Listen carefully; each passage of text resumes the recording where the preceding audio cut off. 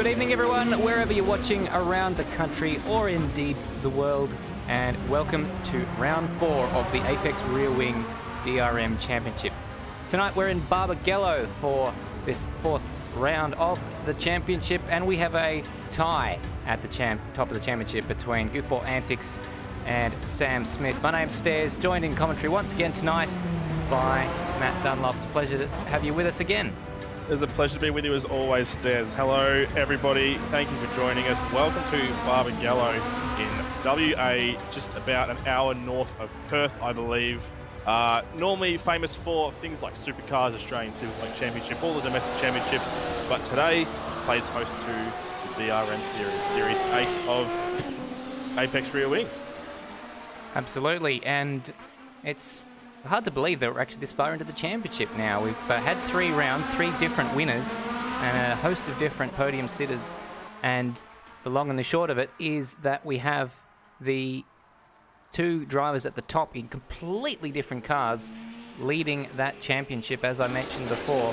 Just quickly go over those points, with Sam Smith and Goofball Antics tied on 61 points apiece. Berto bringing up 3rd place, 48 points. So just the one blemish on his copybook, that one being the Belle Isle race where he DNF'd in the latter stages, but had completed enough of the race to get the points, having done 75%. Madbird in 4th place, he's had a podium, and that one came in Belle Isle, and a number of other decent results as well. Brenton Foley, he's been entertaining us on the racetrack and had quite a few incidents in races, but he's still picked up points.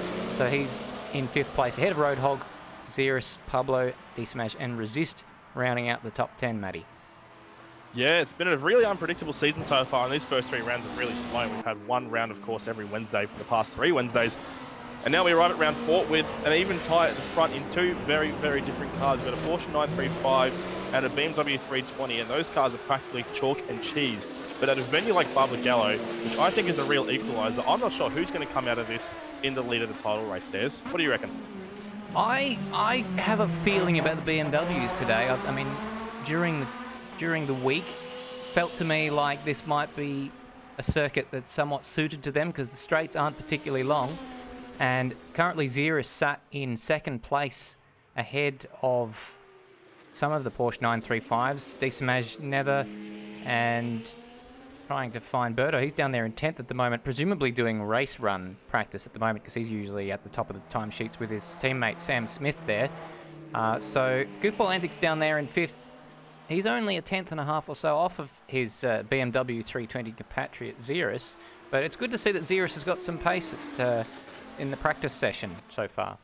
Yeah, as it stands, Sam Smith is currently ahead by around 3/4 of a second, which is quite a fair margin. But like you said, in the few spots behind that, Xerus, D-Samaj, Nether, and Goofball are quite close, within just over a 10th of each other. So with, what do we got? We've got 320, a Porsche 935, like you said, a 2nd 335, and a 2nd BMW 320. And like I said earlier, these cars are all very different from each other.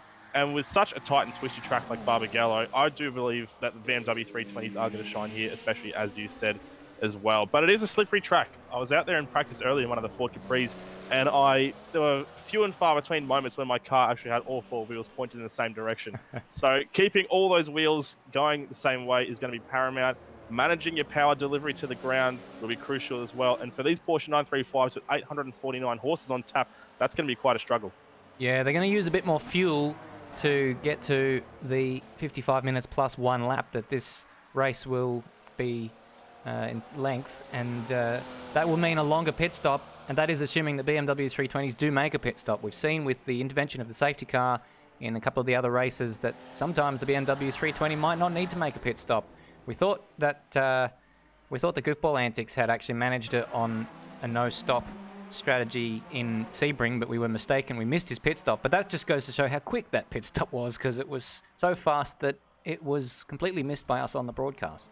Absolutely. We definitely got ahead of ourselves there, and we thought he'd made a no-stop race, and we'll try and keep on top of that in the future. But I don't think there's going to be any no-stops possible at this track. Like I said, it's very hard to keep all 4 tyres pointing in the right direction.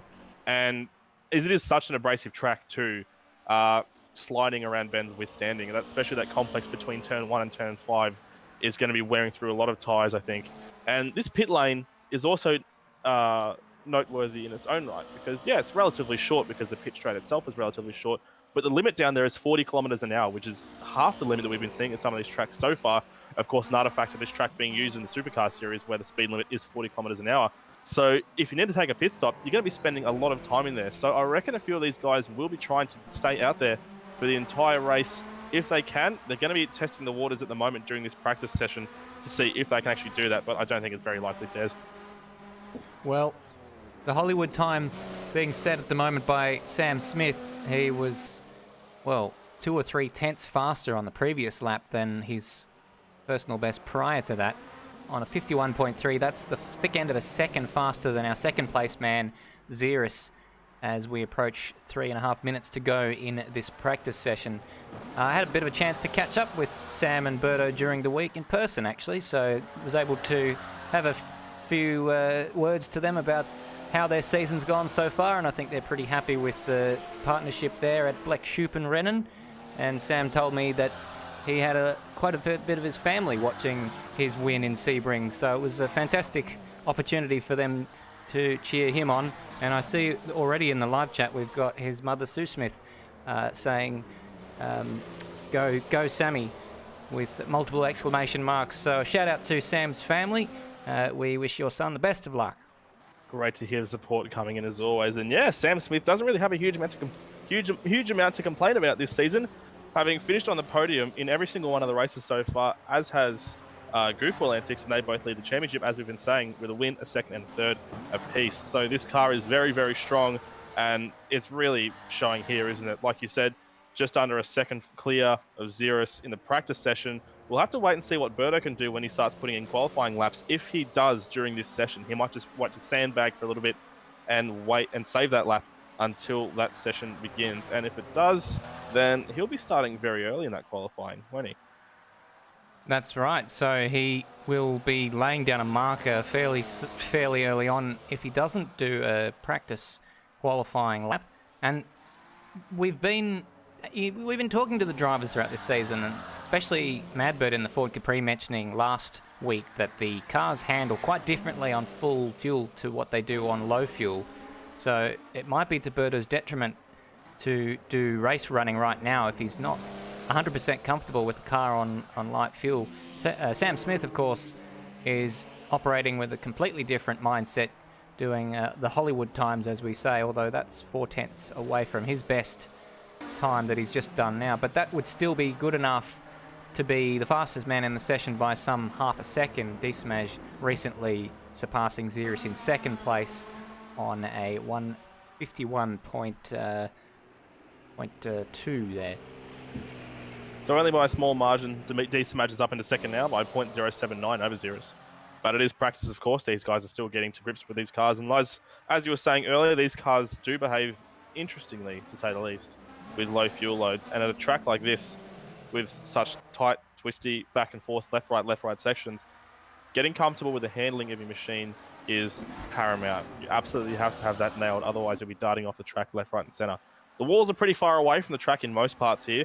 It's a bit of a short runoff at the last bend into the wall, though, which could prove to be costly if someone gets their braking marker wrong, especially given it's a downhill braking zone. So you've got to be a little bit more on your toes when it comes to that corner. But I think it's going to be a pretty safe track for the most part in terms of driver retirements. We're not going to see too many guys unsuspectingly sending themselves into the wall as we did in the first 2 round stairs.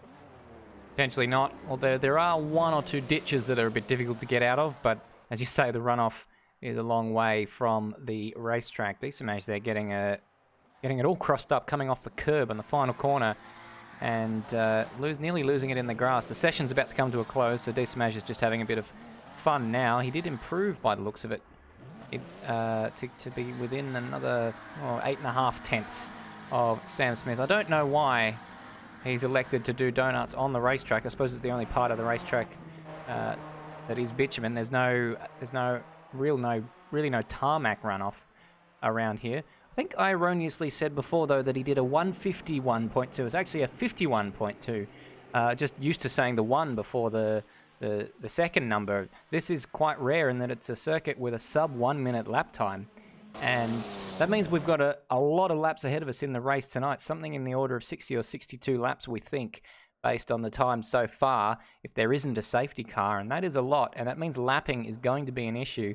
And this has been something that's been discussed during the week, is where you can lap cars safely, and especially that first sector and coming up the hill, it's going to be very, very hard to get past the lapped cars, and they've actually said that if you get caught behind a lap runner somewhere between turn 1 and turn 5, then you've got to, unless you can do it really, really safely around the outside, you've got to, if you're the lapping car, you've got to make the pass safely, and it's your responsibility, because there's really only one line through there. Yeah, it's a very short circuit, as you mentioned earlier, as we touched on briefly. 2.45 kilometers, the shortest that we've traveled to so far in ARW Season 8. 1.53 miles in the old money, of course. And yes, it's nigh on impossible to pass in the best of times through that uphill section. There's only really 2 or 3 big braking zones, which would be into turn 6, into turn 7, the final turn, and into turn 1, which are all relatively straightforward, straight into corner passing opportunities. So you've got 2 different halves of this track that are very different from each other. Yeah, we're just going to get a bit of a look now at the racetrack as Rhodey comes out of the pits to do his outlap. Here he is coming up the hill. This is this section we're talking about where the drivers are not allowed to lap one another. Turn 1, 2, 3, 4. It's just a series of left and right bends. And then you can open the taps a little bit here down into the bowl. This is turn 6. A very, very long, fast, wide right-hander, which is going to be very punishing on the left-hand side of the car, that the tyres are really going to take a punishing. And then this is the longest straight on the racetrack, down the hill, absolutely picking up the speed as you go past the VB signs. Pick your braking point. We're going to see a lot of people go off here in this last corner, I would expect. It is a place where you can maximise lap time though, and potentially an overtaking opportunity, and onto the straight to start his lap, and then the second overtaking opportunity here at turn 1, or the first one depending on whether you jump on board before I did or not. So here Rhodey comes up the hill to begin his flying lap, the first of this shootout.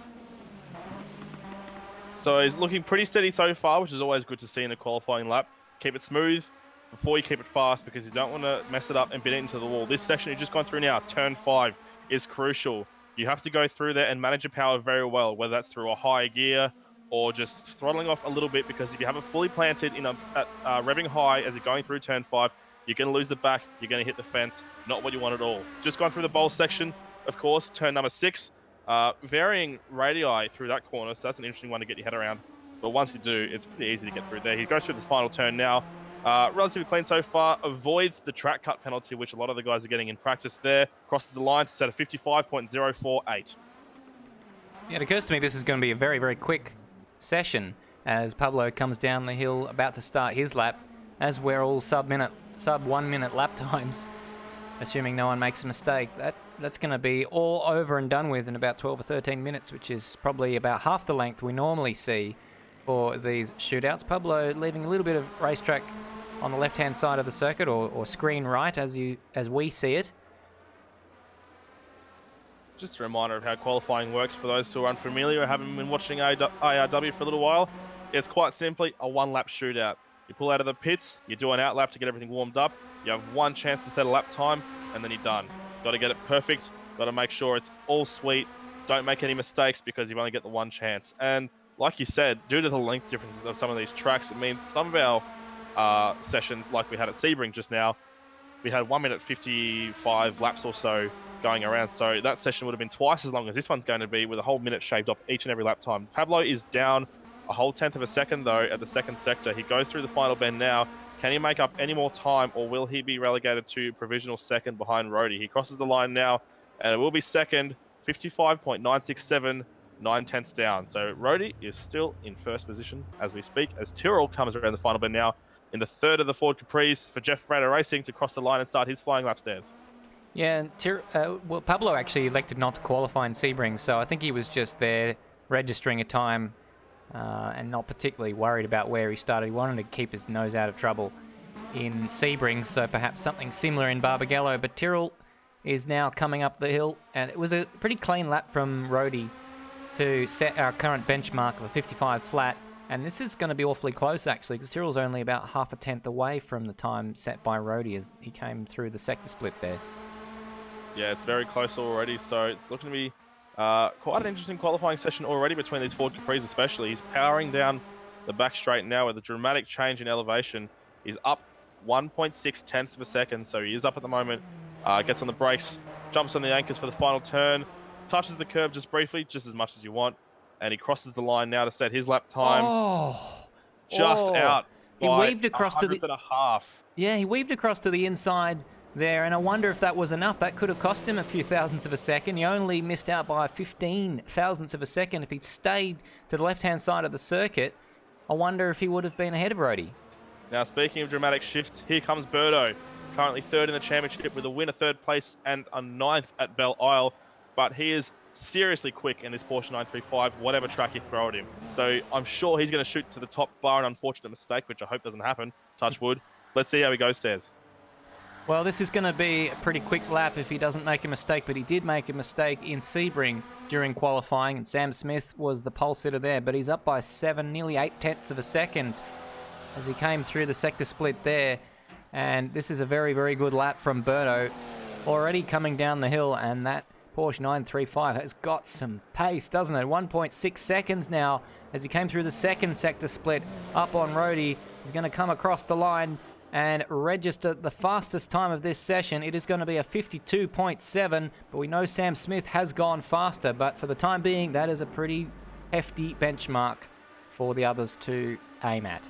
1.4 seconds up on the benchmark set by Rhodey, as I think that is Brenton Foley gets the tyres a little bit too hot on the run out of pits to start his outlap and spins to the fence, but it is Madbird in the Nikon R-Tech Ford Capri who's out on his flying lap now. Oh, yeah, I thought he's a late turn in there. I thought he was heading to the grass on the outside of the corner there. A little bit of grass on the inside there, not too much of a problem for him. He comes down to the bowl. To be fair, only 3 tenths of a second off of Birdo's. Nothing to be too ashamed of there as he comes out of the bowl, gets it a little bit lit up on the exit.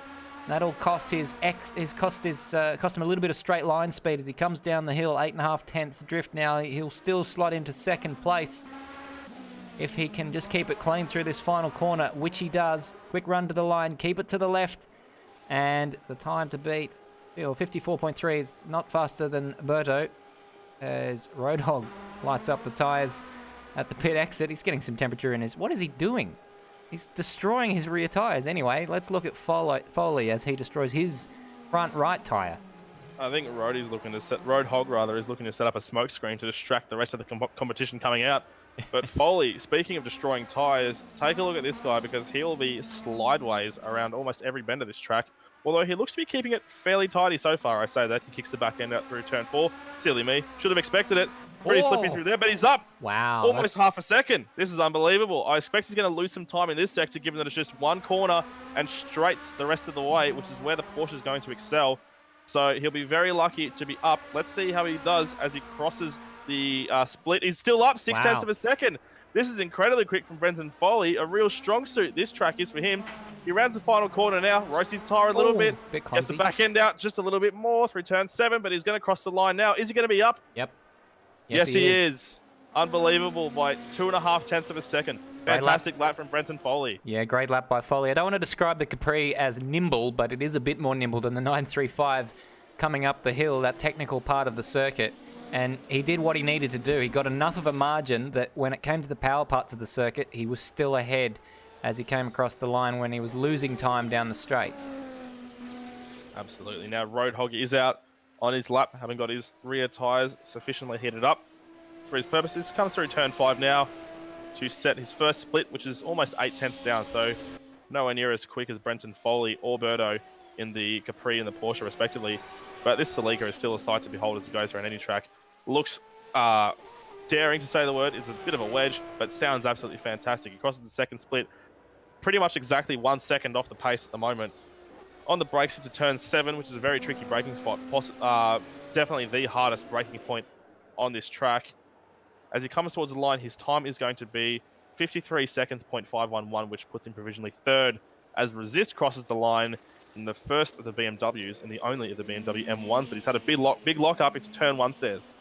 Yeah, this big, heavy BMW M1, it's not going to really like this part of the racetrack. It'll get a chance to stretch its legs when we get to the final sector where the straights will play into the advantages of this car. I think it's the only car actually over 1,000 kilos. He's clouded the curb and had to stay off throttle for an awfully long time. And that's going to cost him time. He's 9/10 down, so he's going to be around about where Roadhog is. He'll gain a little bit of time back on the Celica as he comes out of this corner and down the hill. Well, he's got a lot to gain. He's got to find another 4/10 if he wants to be anywhere near Roadhog. 1.4/10, or 14/10, which is not normally the way you say 1.4 seconds, but that's how much he's off pole position. And I think he's got a track cut somewhere, because he hasn't registered a time. What disaster for Resist. Very unfortunate for Resist. There are a few places around this circuit where you can register track cuts. Even if you don't gain an advantage, that turn 7 curb being one of them that Goofball Antics was just getting his left-hand side tyres on now. He crosses the line to start his flying lap. Now, this is going to be absolutely rapid. Not least because Goofball Antics is a qualifying specialist, but because the BMW 320s are going to be very well suited to this track, having not a huge amount of power, but also not very much weight at all. So they'll be able to get around these bends with relative ease. Only 5th fastest in practice, though. Slower than his BMW 320 colleague in Xeris, and he's 6/10 slower than Brenton Foley through the first sector. So he's got a lot of work to do, and that's not going to help at all. He got it all up on 2 wheels on the inside curb there at a very crucial part of the racetrack. This is going to cost him time. He's going to bleed time all the way down this hill. He may end up behind Roadhog with that little mistake. In fact, he's going to be behind Madbird as it stands at the moment. 1,000ths of a second behind Madbird as he comes to the line, and 4th. 1.7 seconds, so only just surpasses Madbird. He found a little bit of time in the end of that lap, did Goofball Antics, so he's got a lot of work to do in the race. Joint championship leader with Sam Smith, who was fastest in practice, as we turn our attention to Nether. Nether comes out now in a Porsche 935 to start his flying lap, and he's got to be careful to stay off those curbs, as we were touching on earlier with Goofball Antics, because they're very high, they're very aggressive curbs, and if you slam into them too hard, you're going to get 2 wheels up in the air. You'll lose time at the very least, and you may even go off on your roof, especially if you're a Porsche 935, because they're a little bit top heavy, I've noticed, especially at Sebring. We saw a few of those guys go upside down during practice sessions. So Nether will want to be keeping relatively careful. He has the power just on enough through turn 6, gets the back end out just enough. He's down 6/10 though, so he hasn't gained a huge amount of pace as he jumps on the brakes into turn 7 to come towards the conclusion of his lap.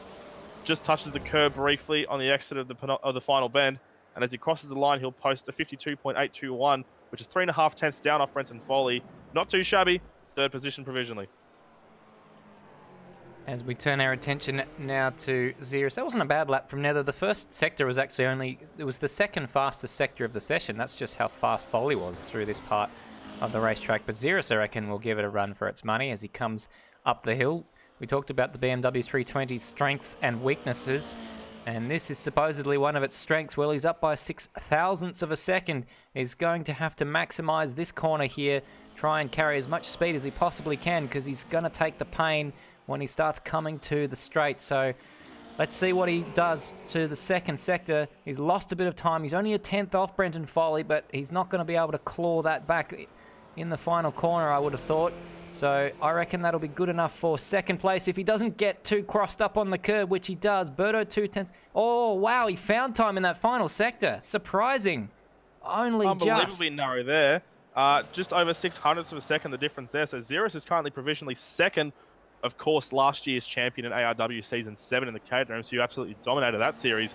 But now Diesamaj comes out on track in another Porsche 935. He's been very quick around these circuits so far, yet to register a huge amount of points though. We've got a 4th place finish at Sebring, which is probably his only time that he's finished, I think, throughout this season. He was classified as 11th before that in Belle Isle, but of course did not finish the race, and it was a straight DNF for him first time out in Brno, so he's looking to claw back some points to get right up those championship standings again. This isn't a good start though. He's a 3/4 of a second down on Brenton Foley. He'll make up a little bit of time through Sector 2, given, of course, the amount of straights in it and the amount of pace you can carry through Turn 6. We'll have to see how he's doing. No, he's lost time. He's 0.8 of a second down. Not looking like a great time for Diesamaj. As he comes through the final turn now, you have to stay off those curbs to make sure he doesn't get a track cut violation, which completely wipes your time. Stays off completely, crosses the line, provisionally 5th. Made up quite a bit of time, only half a second down now, but still quite some ways down the grid, as now we turn our attention to Sam Smith stairs. Sam Smith, joint championship leader with Goofball Antics, and just Brenton Foley in terms of his times to beat. That's that's going to be his best qualifying session, Brenton Foley. And let's take nothing away from the fact that he is a huge V8 supercar fan and joined Automobilista to play the V8 supercar, to compete in the V8 supercar series there. So that local track knowledge coming into its own. He holds the fastest sector because Sam Smith is 0.03 of a second behind the time set by Brenton Foley through that first sector. So terrific job with that Ford Capri. Now the 935 is going to come into its own as it comes down the hill. He's got a bit of time to claw back. 0.16 he is behind. Foley is the fastest to the first two sectors. Sam Smith stretches the legs of that 935, the shortest run to the line, and he claims pole position by an unbelievable margin considering it was down at every timing beacon until the last one. Unbelievable. You were seeing on the sector splits as he was going through there, he was very close to Brenton Foley, but he was quite some way off his own personal best lap time around this track from practice. So Sam Smith qualifies on pole position by a margin of 4.5 tenths of a second. But given his practice times and how adept he is at steering that Porsche 935, I'd say he's going to streak away quite a fair way. It is Brenton Foley who starts from second position on the other side of the grid. Xeris in third, alongside Birdo in fourth. Nether in fifth, with Decimage in sixth. And we go down to Roadhog, Goofball, who started uncharacteristically low down the grid. Madbird, Rody, Tyrrell, and Pablo bringing up the rear. Well, we always like to see a shuffled grid, and we saw one in Sebring, which caused an exciting start to that race with cars that we thought were out of position coming back up. Birdo finishing fourth in the end. That's similar to where he qualified in the Sebring race, and he came up to be second and even lead at certain parts throughout the Sebring race until Sam Smith's pace sort of separated him from everyone else. So Birdo down there in fourth, I'd say that he'll make a pretty rapid start. But Xeris in third place, I think that's his best qualifying session of the season so far. So he's set to, I'd say he'd be very much aiming for his first podium of the championship so far. But the start is going to be very important, of course, as well. Not a particularly wide main straight, particularly compared to Sebring the last time we were out.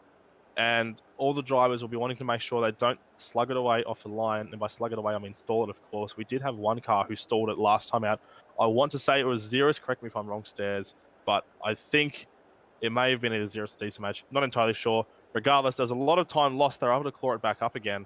But at a track like this, you don't want to be stalling on the line, of course. Those of you who are familiar with the Supercars Championship may hark the memories back to 2011 with Carl Reindler, who had a huge incident on the start line because he stalled his car and was ran into the back of.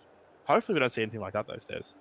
Yeah, that happening where the pit lane now resides, but we're tonight using the old version of the racetrack back from that sort of era, 2011, 2012, where the pit lane was on the left-hand side as you go up the straight. It is now in real life on the right-hand side, so we're harkening back to the old school Barbagallo, as Lewis89 says in the live chat. And glad to have you watching Lewis Wedding. We wish you all the best with your AMS Oz exploits. Long time no see. Yeah, it's always great to see Lewis Wedding floating around. And we now have a little bit of a lull as we go into a quick practice session before the race will start proper. Still waiting for some of the guys to go out at the moment. Yeah, they normally do the warm-up now, but I wonder if they're waiting for Greg Tara, who's supposed to be making his debut tonight, but was having a few technical issues prior to the qualifying session. He certainly was. He was trying to get his car and his installation of the mod sorted out to get started here, but there is a few issues in getting the right files installed in the right order, so hopefully he's got that ironed out pretty soon. Not sure exactly what the deal is with that, but hopefully we'll see some cars out on track very shortly. Just getting confirmation through from one of our runners, Ben Rhodes, who operates as a bit of a behind-the-scenes pit reporter from time to time, confirming what I just said, that they're working to get Greg Tara into the service. So hopefully whatever they're doing works very well indeed, and then we're getting more messages coming through from Sam Smith and James Donovan, who is known as D-Samaj in Apex Rear Wing speak. So they're coming through on the live chat confirming what I have just said twice. Thank you very much to our roving reporters, of course, including Benjamin Rhodes, who was one of the primary commentators for the last season of ARW alongside us both in the booth. And it's great to see him out on track, and it's great to see him improving as well. He's normally been floating around plumb last or thereabouts. He's able to make up 2 spots from the back of the grid this time round, and he's not too far away either from some of his competition. So he's going to be very dicey. He'll be having some very great battles, of course, and I'll be keen to see him do well. Yeah, I think he needs a clean race. He's had a few races where he's been in the wall fairly early on, and those cars only get harder to drive once they have sustained some damage. So he is a bit of a stickler for realism, which is probably to his detriment sometimes, because he likes to use the H pattern shifter and actually clutch it and all that sort of stuff. And these cars kind of need a bit of a blip on the throttle. So unless you're actually heel and towing and left foot brake, well, you can't left foot brake if you're using the clutch, and right foot braking and trying to heel and tow. So I think that's commendable that he's doing that, but it's probably one of the reasons why he's finding these cars a bit difficult to come to terms with. That it's definitely a baptism of fire. Yeah, I did give these cars a try myself in one of the initial practice sessions in one of the earlier races with an H pattern shift, complete with blipping the throttle on the clutch, and it just wasn't working for me, I got to say. And if Rhodey has real-life racing experience, which he does, of course, having participated in the Victorian Formula V Championship a number of years ago. So he knows how to steer a car around a track, whereas I certainly do not. So if it's going to be a struggle for him, it's going to be a struggle for almost anybody. There are, I think, 1 or 2 other guys in this field at the moment with H patterns and full clutch setups at the moment. Not sure who they are, but they must be doing pretty well so far if they can mix it along with the best of them at the moment. But most of the guys are using paddle shifts for simplicity's sake. Yeah, I know Goofball Antics is one of the drivers who likes to use an actual shifter rather than use the paddle shifters. But Sam Smith, our man at the top of the tree, he does have an OSW wheel, which those of you in the know will know is a direct drive, a very serious piece of kit. But he doesn't use the clutch. He's got auto clutch switched on, as many of the guys do, and he left foot brakes and just smashes the throttle on downshifts to blip it, and that certainly makes the car a lot more stable under braking. Absolutely right. And that stability is very important around a track like Barbagallo, as I've been harking on about, of course, a lot.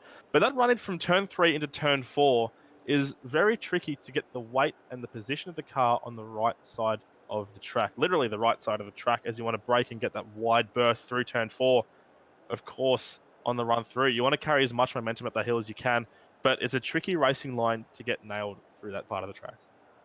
Well, we've had our 4th driver now get in contact with us to say that we're continuing to wait for Greg Tara to sort out his technical issues, or the guys to sort out the issues for Greg Tara, one or the other. And shout out to Tyrrell for giving us this information. While we're sat here watching the cars stationary in the pit lane, we might as well take this opportunity for our one and only break of this broadcast, and then we'll come back. Hopefully on the other side we'll bring you the action from the warm-up and then all the action from race 1. Don't go anywhere, we will be right back.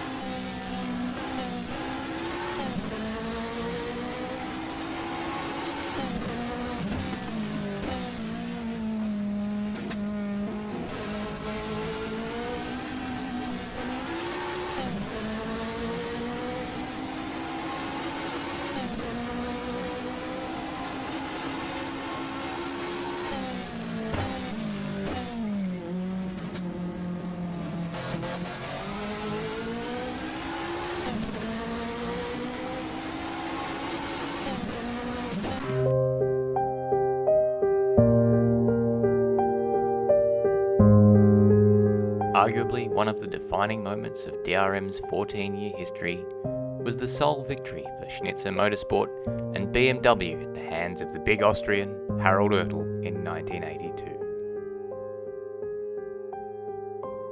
Switching from the Toyota Celica in 1977, Schnitzer returned to the German marque for the 78 season, running the BMW 320 in the very capable hands of Harry Ertl. He took 5 victories in the 11 races and became a hero in the eyes of many. A brief Formula One career spanning 5 seasons and 5 different teams betrays the legend of the man, but he was a capable driver in open-wheeled cars, taking a podium finish at the Nordschleife in Formula 2 in 1975. By far the biggest disappointment of Ertl's life was his death at the tender age of 33 in 1982. He was killed in a Beechcraft Bonanza flown by his brother-in-law, Dr. Björg Becker Hohensi.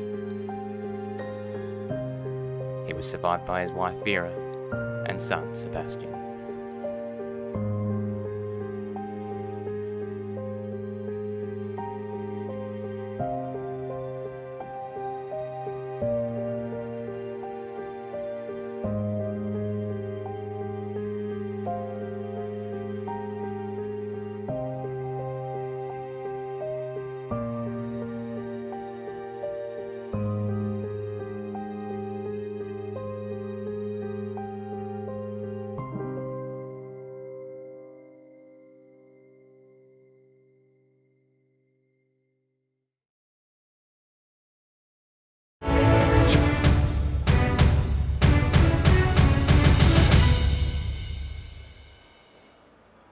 Welcome back to Barbagallo, everyone, and the BMW 320 that you're currently looking at is being driven by Greg Turra, the newest member of Apex Rear Wing, trying out the BMW 320 in an official Apex Rear Wing server for the first time, and channeling the late Harald Ertl in selecting that BMW 320. He's certainly got a bit of the big Austrian about him, and we wish him well in his exploits in emulating the fantastic aforementioned Austrian racing driver.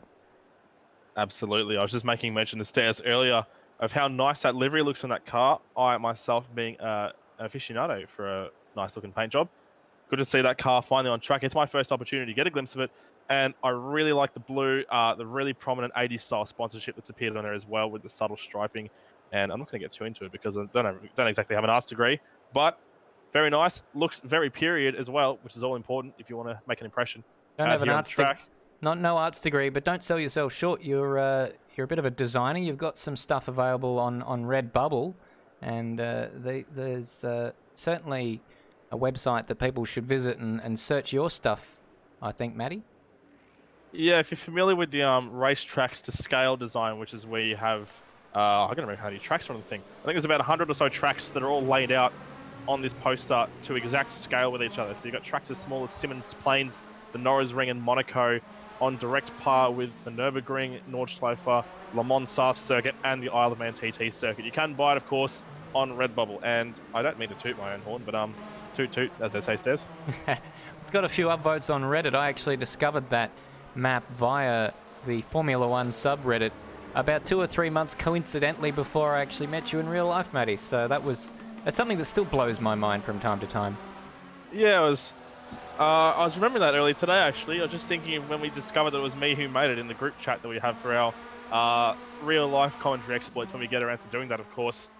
And yeah, it would just happen by pure chance that someone was like, hey, you got the same name as the guy who made this track. And I was like, yeah. So I think you've got a copy printed off somewhere that's got all the tracks that you visited in real life highlighted. And I'm very envious of your collection so far, as, of course, you have been across the seas to see quite a few places. You've been to Suzuka, I believe. Yes, Suzuka, Sepang. Those are two of the ones that I've been lucky enough to go and visit real-life Formula One races at. Recently actually went to the Singapore Street Circuit. I'm not sure if you actually had that one on the map or not, trying to remember, but got to do that on e-scooters a short while ago, and that was a a great bit of fun. Just seeing the scale of a Formula One racetrack, it certainly makes it seem a lot larger than they do on TV.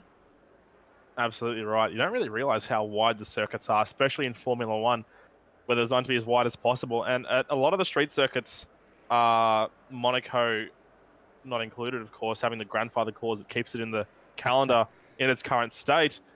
It's remarkable how much width they can get out of a track. You know, Azerbaijan behaves a lot like a modern-day Tilke circuit, and Singapore itself as well is quite similar.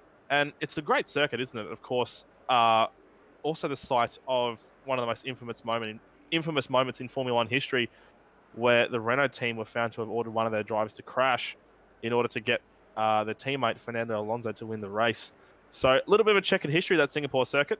Certainly. I went all the way up to that wall and pointed out to my friends, hey, that there, that's where Nelson Piquet Jr. crashed to bring out the safety car. What is Roadhog doing?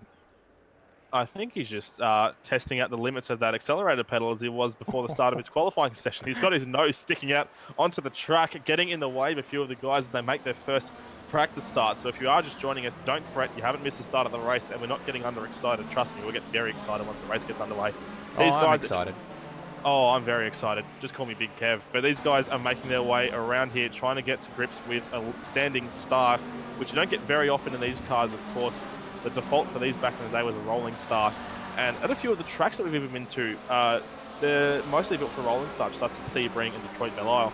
Here at Barbagallo, of course, it's a grid start all the way, so it'll be a relatively easy track. It's sort of designed around that grid start, of course, and they're all somewhat racing around the circuit at the moment, getting to grips with things as Birdo makes a big lunge on the inside of Xeris. Jumps on the brakes on the run into hill, almost makes that a too wide pass there. And this is going to pave the way for what I think is going to be some really good racing to come, Stairs. I would say so.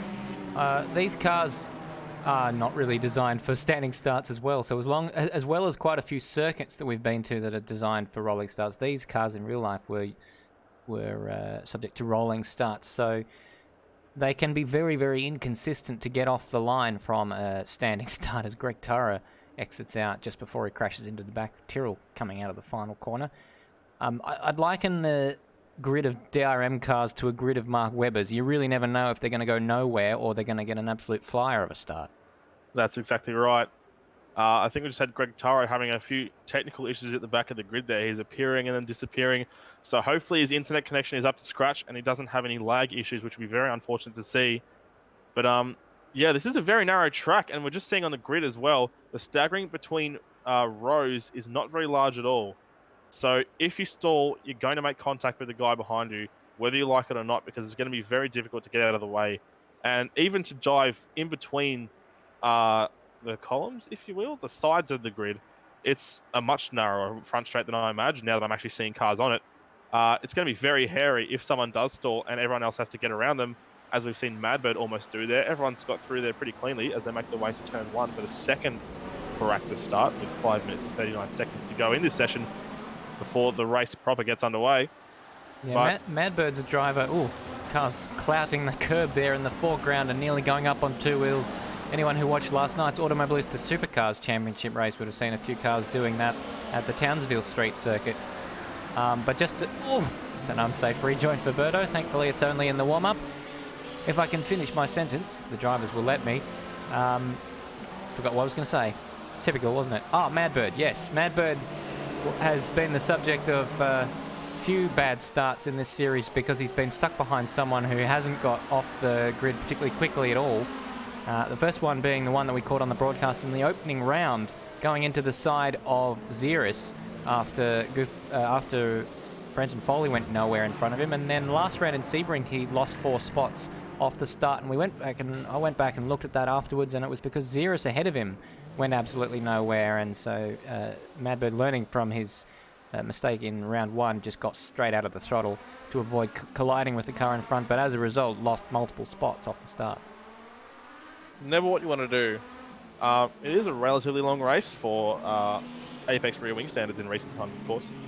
The races that we had in the Caterham series not long ago were, each round was 2 roughly 12, 14-minute races, I think it was, somewhere around that field.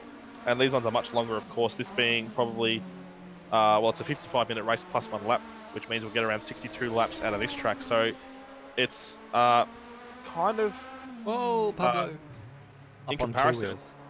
In comparison, it's a bit of an enduro to the Caterhams that we had in AIW Season 7. So you don't want to be making too many mistakes. Well, not necessarily mistakes, but you don't want to be getting caught up in any crashes, accidents, and other aforementioned incidents on the start, because that's your race gone before it's even commenced. Absolutely. Well, Sebring was the first race of the championship that we did not see a safety car, if I'm not mistaken. I don't remember one there. But we did have one in Brno in round 1, and we did have one in Belle Isle in round 2. The question is, will we see a safety car in tonight's race? One would say that there is pretty decent potential for that to happen, because it is a very, very difficult circuit with all the undulations, crests, and all that sort of stuff. And whether or not that'll bring the 320s into a no-stop pit window, time will tell. The gravel traps around the Barbagallo circuit, especially this version of the circuit on ARW, are very deep, as I noticed during my practice attempts. And if you get crossed up into something like turn 7 and you have a bit of damage and you can't carry momentum through the other side of that gravel trap to keep going on, you are going to get stuck. And a safety car may have to be called for that. And the walls are sort of close in some parts of the track. Obviously, Sebring being built on an airfield, you've got tons of concrete and paved runoff all over you. So it's a very safe circuit, whereas there is no runoff except at turn 7, which is where Xeris is passing through now, on the exit. And even then, you have to be careful not to mount the curb too much, or you'll get a track cut violation, 3 of those violations, and you'll be forced to serve a drive-through penalty at a painfully slow 40 kilometers an hour. But yes, it's all grass all the way around these tracks. It's something that a lot of drivers in modern-day real-life racing have been calling out for more, especially in Formula 1. And here we have it at Barbagallo for these guys to test their mettle around. Yes, it's I believe that's called the anti-Paul Ricard effect. Paul Ricard, of course, a circuit being well known for having no grass, probably within about 70 kilometres of it. There must be a restraining order against the turf farm for Paul Ricard. But all jokes aside, this is a fantastic challenge for the race drivers. We've seen Greg Tara having a few issues with lag in the warm-up session. We've seen him sort of disappearing, phasing in and out of the track now and then. So hopefully that's an issue that resolves itself prior to the race starting, which is just over a minute away. Doesn't seem to be in the session at the moment. I think he may have left to hopefully resolve some issues, whether he's having those with his connection or with his system.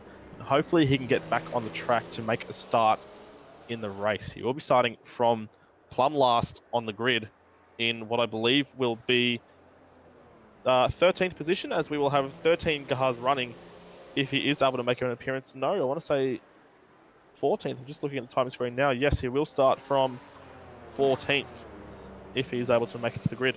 Bit of woolly weather in his part of the world at the moment, with some storms hitting Adelaide, but he's got 4 other drivers in this server who are from Adelaide, including the server host, so doesn't seem to be affecting the rest of them. So maybe it is a local connection problem that he's suffering from at the moment. Not the only place in the country that's having a little bit of wild weather at the moment. I'm in Melbourne, and the winds have been furious today. So they're still persisting outside. I can hear them at the moment. They're quite woolly indeed, but I'm currently running a mic connection off my phone's hotspot. So I should be pretty safe. Most Australian thing ever, isn't it? It certainly is. The Wi-Fi can't exactly reach my room completely well for it to be reliable enough to be able to commentate for you all listening along today. So got my phone hotspot sorted out, and that should be all good. Hopefully we can have all those issues sorted out for Greg Tara as well, so he can get in the mix. There's. Well, the timer's hit 0 on the warm-up session, which means we'll be able to roll on into the race session very, very shortly indeed, which will put an end to about half an hour of filling from us, which I think we did a pretty decent job of to toot our own trumpets. Yeah, I think I'm pretty happy with how we managed to fill that airspace as well. I always look at these sort of periods as a podcast with cars going around on the track as well. Exactly. I've just got word from my roving pit commentator as well, Rody, that the big concrete bollardy thing at the end of pit lane is now named the Ertl in honor of our great friend Harold. And there is a nice young lady actually there next to the Ertl. If we just zoom in on it, which Goofball Antics drew our attention to in the warm-up session. I believe she's a promotional lady of some sort, next to the Kotaya Ertl. She seems to be. If you're in the vicinity, say hello. Yes. Ooh. Reading up. But if you are in the vicinity, we've got a race that's about to start. So keep your eyes peeled on the track, of course. Everyone's starting to grid up. We are missing Greg Tuller, unfortunately, at the moment. He doesn't look to be joining anytime soon, but all other 13 cars are on the grid, and we are looking to be getting started very soon now as they make their formation lap. And let's go through the grid positions now. Sam Smith starts on pole position ahead of Brenton Foley in the Ford Capri next to him. Great lap time from Brenton Foley, his best qualifying results so far in ARW Season 8. Zero starts from third position on the grid in the BMW 320 ahead of Berto in the second of the Bleck Schuppen Rennen Pink Pig Porsches ahead of Nether starting from fifth. D-Samaj in sixth position. That rounds out the Porsche 935s for this race. Roadhog is seventh in his Toyota Celica ahead of Goofball Antics, who's starting uncharacteristically low down. I'm still struggling with that word on the live broadcast in a BMW 320. Madbird is ninth in the Nippon R-Tech Ford Capri ahead of Brody. Blair Witch Motorsport, his best start so far in 10th position. In another of the Capris ahead of Tyrrell for Jeff Vader Racing. Pablo in 12th for Main Force Racing in that Mad Max style Interceptor car. And Resist, having had a track cut violation during qualifying, will be starting from 13th and last on the grid in the BMW M1 for bidding. We have Greg Tuller joining us. It doesn't look like that's going to be happening, unfortunately, so it is going to be a 13-car race start. Yeah, that's a bit of a shame. Greg Tuller was in the warm-up, but it looks like internet issues have prevented him from taking the start. He would have had to start from the pit lane anyway if he had got into the server after the warm-up lap had begun, as they all find their grid spots. Bit of smoke coming in. Lots of rear tyre warming going on at the moment. Quick prediction, Stairs? I'm going to go Xeris for this one. I think the BMW 320 is going to win the strategy. We're going to find out, though, in very short order. We've got the lights to get us racing here in Barbagallo, and Sam Smith gets a pretty good start. There's a bit of biff and barge, and we've got Berta going sideways into the wall, and so oh too. My goodness, that's huge! We've got cars out of the race. There's wheels in the fence, and who is out of this race? Let's go back and find out. It's Berto missing the wheel. Now, Goofball Antics, is he able to continue? We do have a safety car, so the order will be neutralized. That's a disastrous start there. Let's go back and catch a replay of what happened there. Try and find an onboard with Berto. He got tagged by D-Samaj. And unbelievable. Everyone who got caught up in that was basically just the innocent bystanders. Let's go back and watch that now from Goofball Antics' perspective. We can find him there. All he saw was a wall of smoke, bit of contact, and then there was nothing he could do about that. And I think D-Samaj is probably going to catch the ire of the stewards for that one. Have to catch it again, but it looked like he was the instigator of that incident. And well, it was a very slow start for Berto. I think he stalled it off the line. He wasn't able to get away. He immediately lost ground to Xeris and Nether, and D-Samaj just had nowhere to go. He was forced to either take to the grass on the right-hand side or try and squeeze up the middle between Nether and Berto, and he's chosen the latter option, and he's unfortunately taken Berto out of the race, which is never good to see. Not sure how much D-Samaj is to blame, of course. The stewards will look at that after the race, of course, to figure out what's going on. Goofball is still in the race, of course, so we've got 12 cars running after that first lap incident, and it is indeed, I think it's a safety car. Everyone's still running pretty rapidly at the moment. Yes, it is a safety car.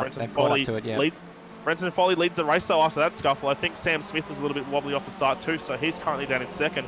And Brenton Foley, well, he couldn't be in a better place, could he? Yeah, well, he is in the lead of the race, and fair to say that there aren't too many better places than the lead of the motor race, but he's behind the safety car and with some pacey guys behind him.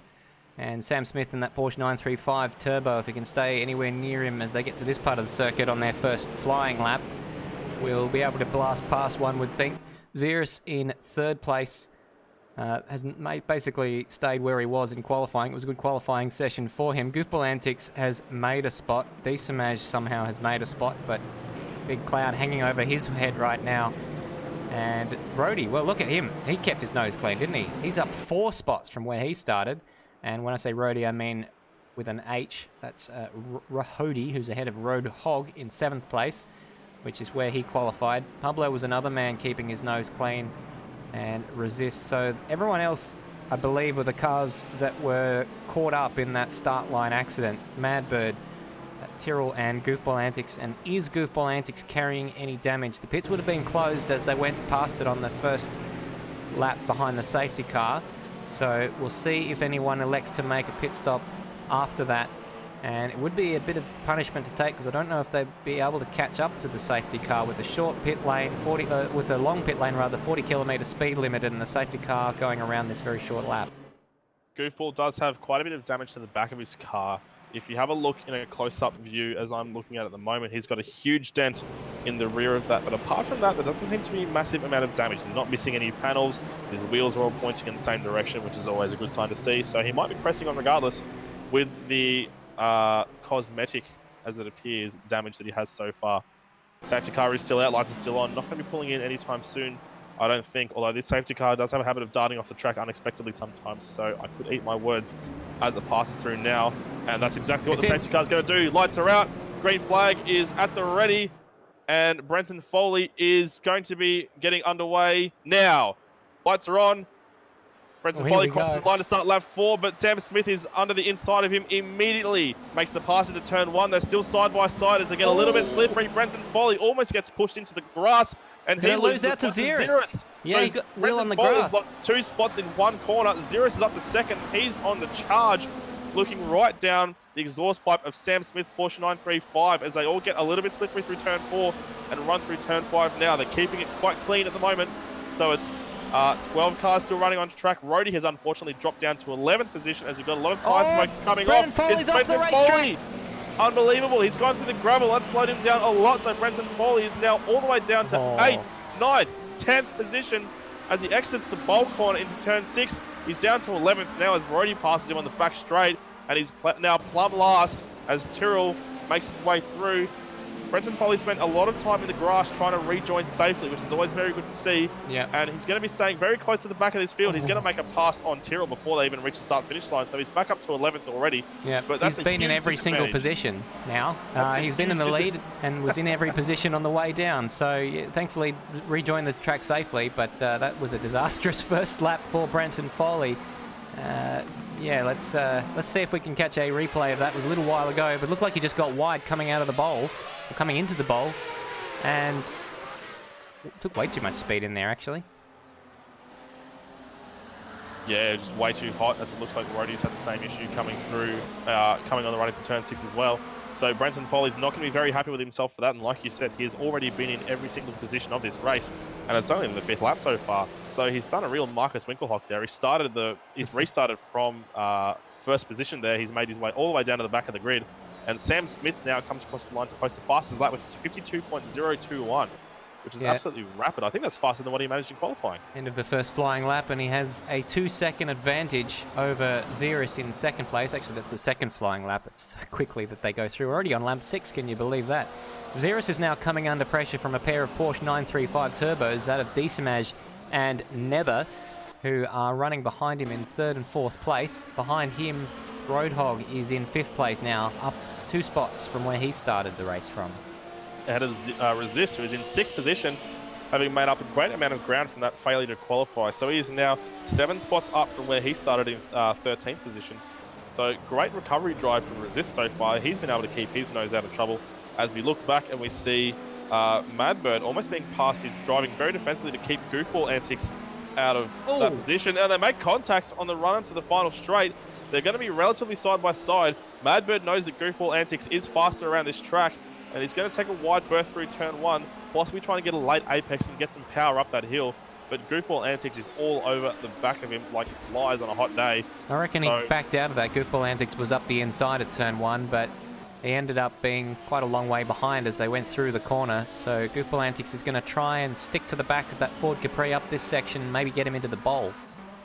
That'll be pretty tough given the power deficit. It's not too distant, but it's just enough for the Ford Capri to be slightly quicker around this track. And of course, looking like it has a little bit better of a drag coefficient, being much more streamlined than the BMW 320, which is quite frankly a brick with 4 wheels and a rear wing. We've got some action up the front of the track of the Dewey Stairs. Decimage has made his way past Xeris. We're going to catch a replay of that happening. It was the power deficit of the BMW 320 that was the enemy of Xeris as they came down the hill. Decimage pulled to the inside and took second place away from Xeris as they went through the final corner, and Xeris with a little bit of a lock-up to boot. He's going to come under some pressure from Nether very soon, I would think.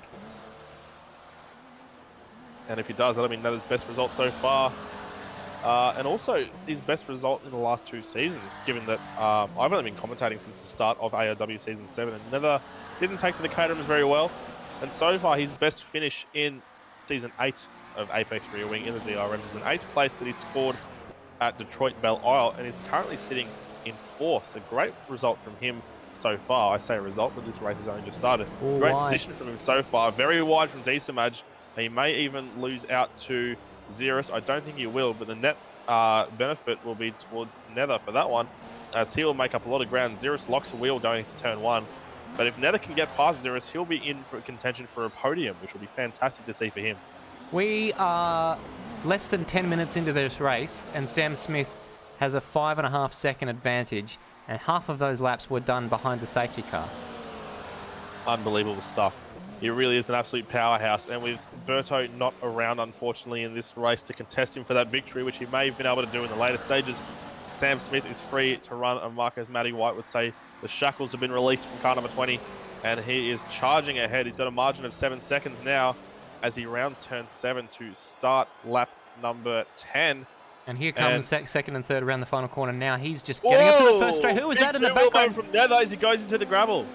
Unbelievable. He's managed to keep that out of the wall. That's probably one of the only parts of the racetrack where you can go off and still be on bitumen when you recover. So let's see him. He's coming down into the final corner now. He's getting the car a little bit crossed up under brakes. And, oh, that's a weird little curb glitch there. It shouldn't have really done that, should it? No, I don't think so at all. His car just looked like it picked itself up all on its own without the assistance of the curb. So hopefully we don't see too much more of that throughout this race. Well, anyone who was watching the Automobilista Supercars Championship race, the Perth Super Night event at Barbagallo earlier in the year, would have seen that that curb was the culprit of the retirement of the championship leader, Jake Maloney, in that particular race. It actually put him out of the race. They're using a different version of the circuit, of course, the current version, but a very treacherous part of the racetrack indeed. Well, we've seen a few tracks so far that have had treacherous parts all on their own, of course. Foley. Sorry to interrupt you there. We've just had Foley make his way past Goofball, Antics and Madbird, and it looked like there was a little bit of contact between the two Capris coming through the final corner. Yeah, Brenton Foley's already on the charge, trying to make up as many positions as he can. And it was pretty dicey through that final bend, of course. And he's run it very wide through there, so I'm not sure if he'll be getting a track cut warning for that one. And he'll have to keep those to a minimum, of course, if he wants to save himself from a drive-through penalty. But as I was saying earlier, we have had a couple of tracks so far that have had interesting little quirks about them. Not necessarily glitches or impurities in how they are made, of course, as Decimage gets up on 2 wheels.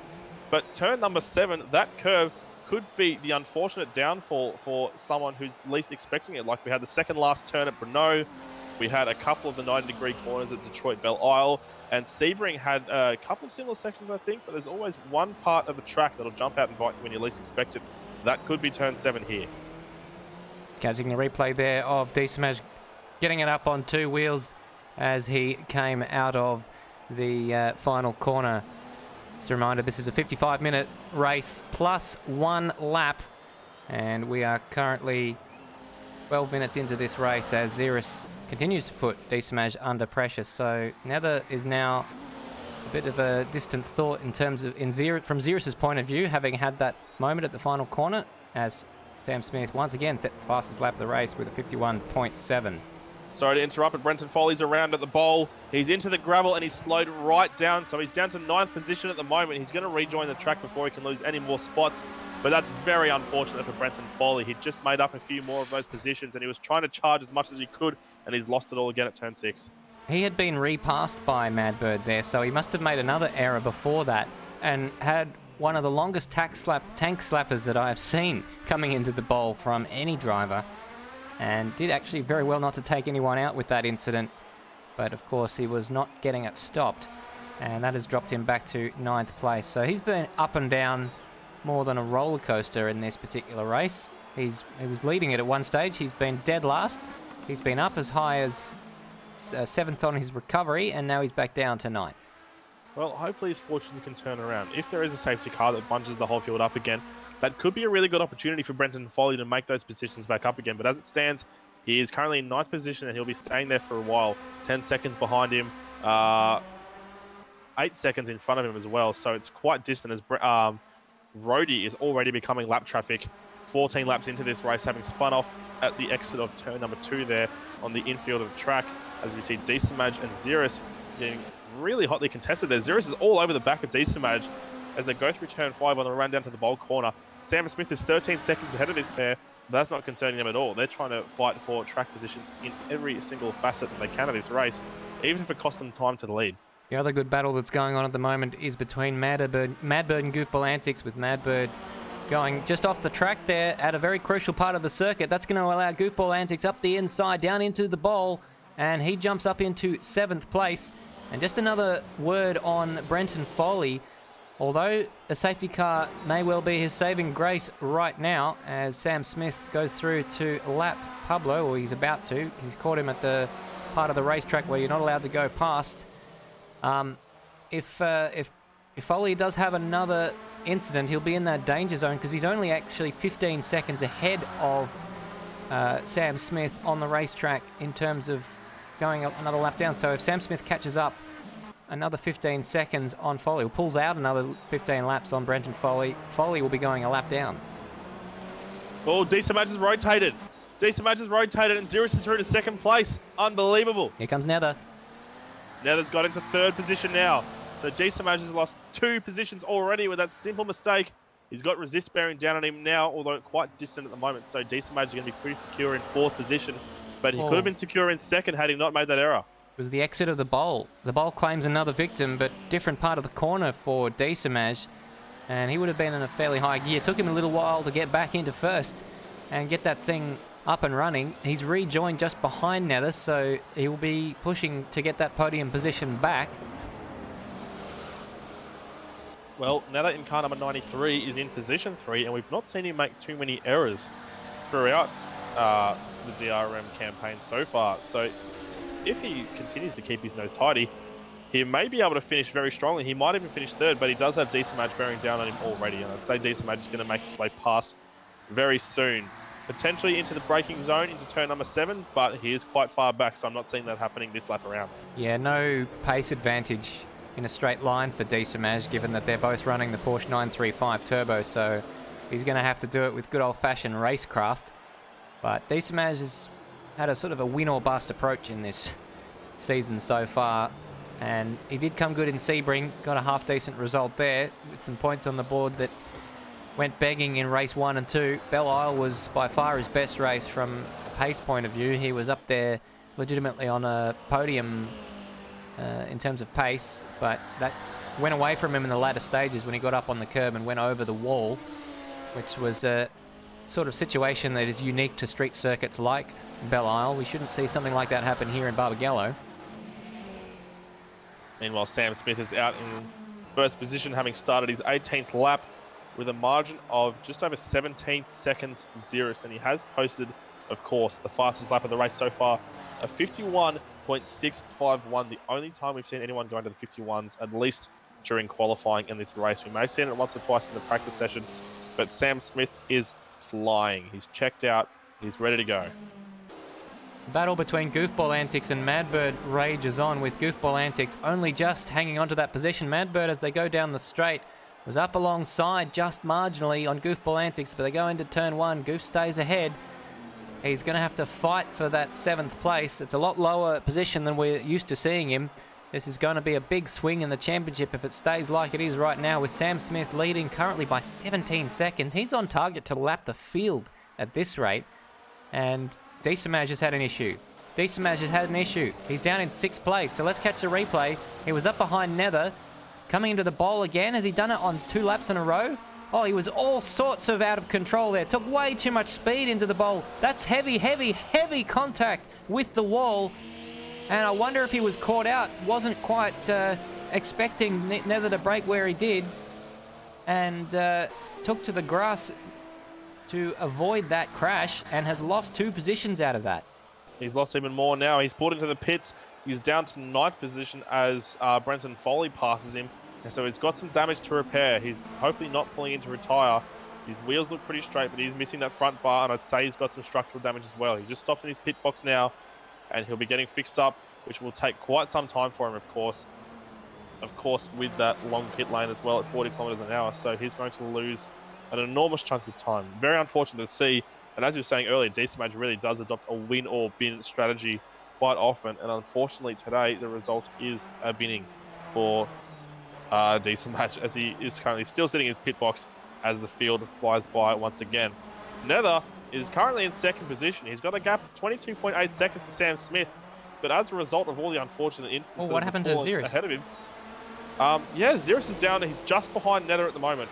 So it's just been a battle that those two have been having for the past couple of laps or so, I think. I think Xerus got a little bit wide coming out of the bowl and had no pace coming down the hill. I don't know if there was another accident that preceded that, but Nether is up into 2nd place. So that relegates Xerus into 3rd place. And he's now seemingly dropping behind Nether with the pace, it would seem. It seemingly is. That power deficit really making itself clear in the second half of this circuit, of course, favouring the Porsche 935s more than anything else. Nether still has a large gap to make to Sam Smith, of course, 24.7 seconds. But he is in 2nd position, and that could be all the difference with a gap of 2 seconds already to Xerus behind him. Xerus may catch him very soon, of course, with the twisty nature of this track, but lap traffic is catching a few of the guys out. Resist is in 4th position. He's just able to get past Pablo, I think, through turn number 4, which is not normally where he's supposed to pass, but he's got it done. So Resist is going to be trying to make up ground to Xerus as well to see if he can sneak his way onto the podium in these dubious circumstances. Roadhog is up to 5th position, just behind those guys, 2 spots up from where he qualified in 7th. Goofball currently in 6th, currently pulling away from Brenton Foley, who is in 7th, who got ahead of Madbird, who's fallen right out of contention with that battle we were seeing earlier. Yeah, it looks like... Oh, and while Foley's about to give that up, this is not a replay, ladies and gentlemen. He's gone off at the bowl again and relinquishes 7th place to Madbird for a 2nd time. Now, Madbird, unseen to our cameras, we tried to catch a replay just a few moments ago. What happened to Madbird to allow Goofball, Antics and Brenton Foley to get away? We don't know exactly what caused that, but Foley, having got ahead of Madbird briefly, has now relinquished it and is about to go a lap down. The pink pig in the back of your shot there is Sam Smith, and as Foley is now 47 seconds behind the leader, he's got to worry about in his mirrors, and he was ahead of him not 20 minutes ago. Unbelievable how the tides can really change in this race, isn't it? As Brenton Foley goes through turn 5 at the moment, desperately trying to get away from Sam Smith, who's about to come up and lap him. Unbelievably, as we see, Sam Smith has some phenomenal pace as he powers around this circuit. He's been pretty much faultless so far. Hopefully he stays that way as well. Do not want to afflict the commentators' curse, as I have been doing flagrantly throughout ARW Season 8. So Sam Smith will be looking to maintain that gap in the front. One thing I want to point out, while we seem to have a little bit of a lull in on-track battles at the moment, is if you watch some of the cars cresting the hill on the backstretch in the run into turn 7, the front end lifts off just a little bit. These cars aren't very aerodynamically reliant, of course, but it makes you wonder if there is a car that has got some aerodynamic issues, say the front dam's missing or the rear wings out of whack or something like that. If they go quick enough over that ride, do you reckon they could take off? Yeah, maybe this could be our very own Flugplatz here in Perth, WA. The cars could get a little bit of air, and that would be a very, very terrifying moment if you were in a DRM car going in excess of 250 kilometers an hour. Sam Smith down the hill into the final corner, and he's only got a few car lengths now before he reels in Brenton Foley, and Madbird's not too much further up the road. Every time he laps someone, that'll be an insurance policy for him in terms of protecting himself from the cars bunching up behind him if there were to be another safety car. That's exactly right. It was look back into third and fourth position at the moment. Zero seems to be falling further and further back from Nether. The gap is now 4.3 seconds. And now Resist is catching up to his brother Zerus.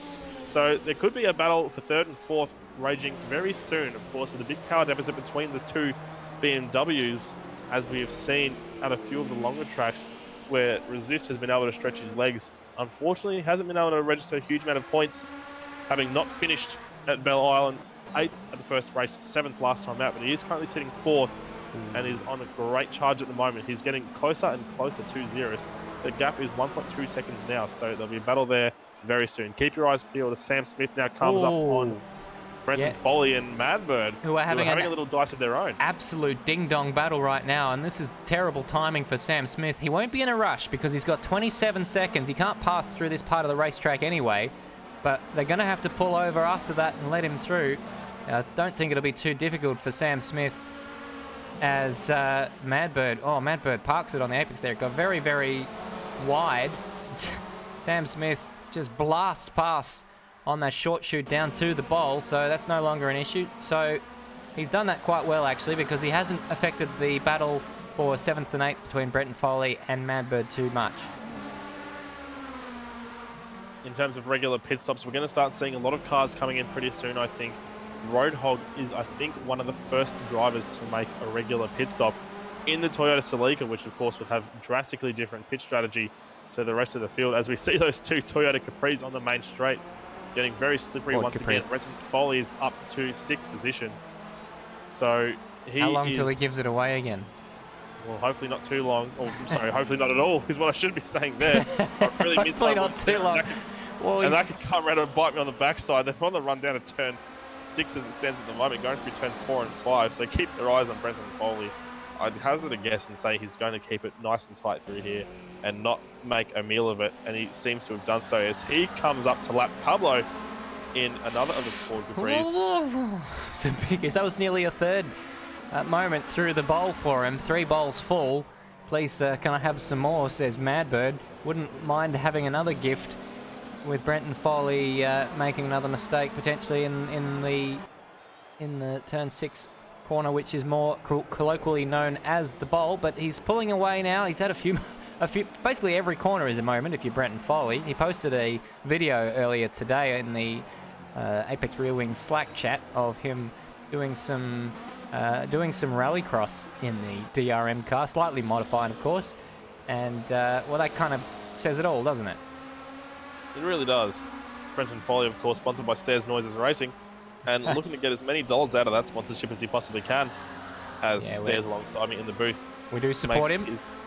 We certainly do. Great to see him out there repping the commentators on circuit, of course. Stairs Noises, of course, a non-for-profit that aids...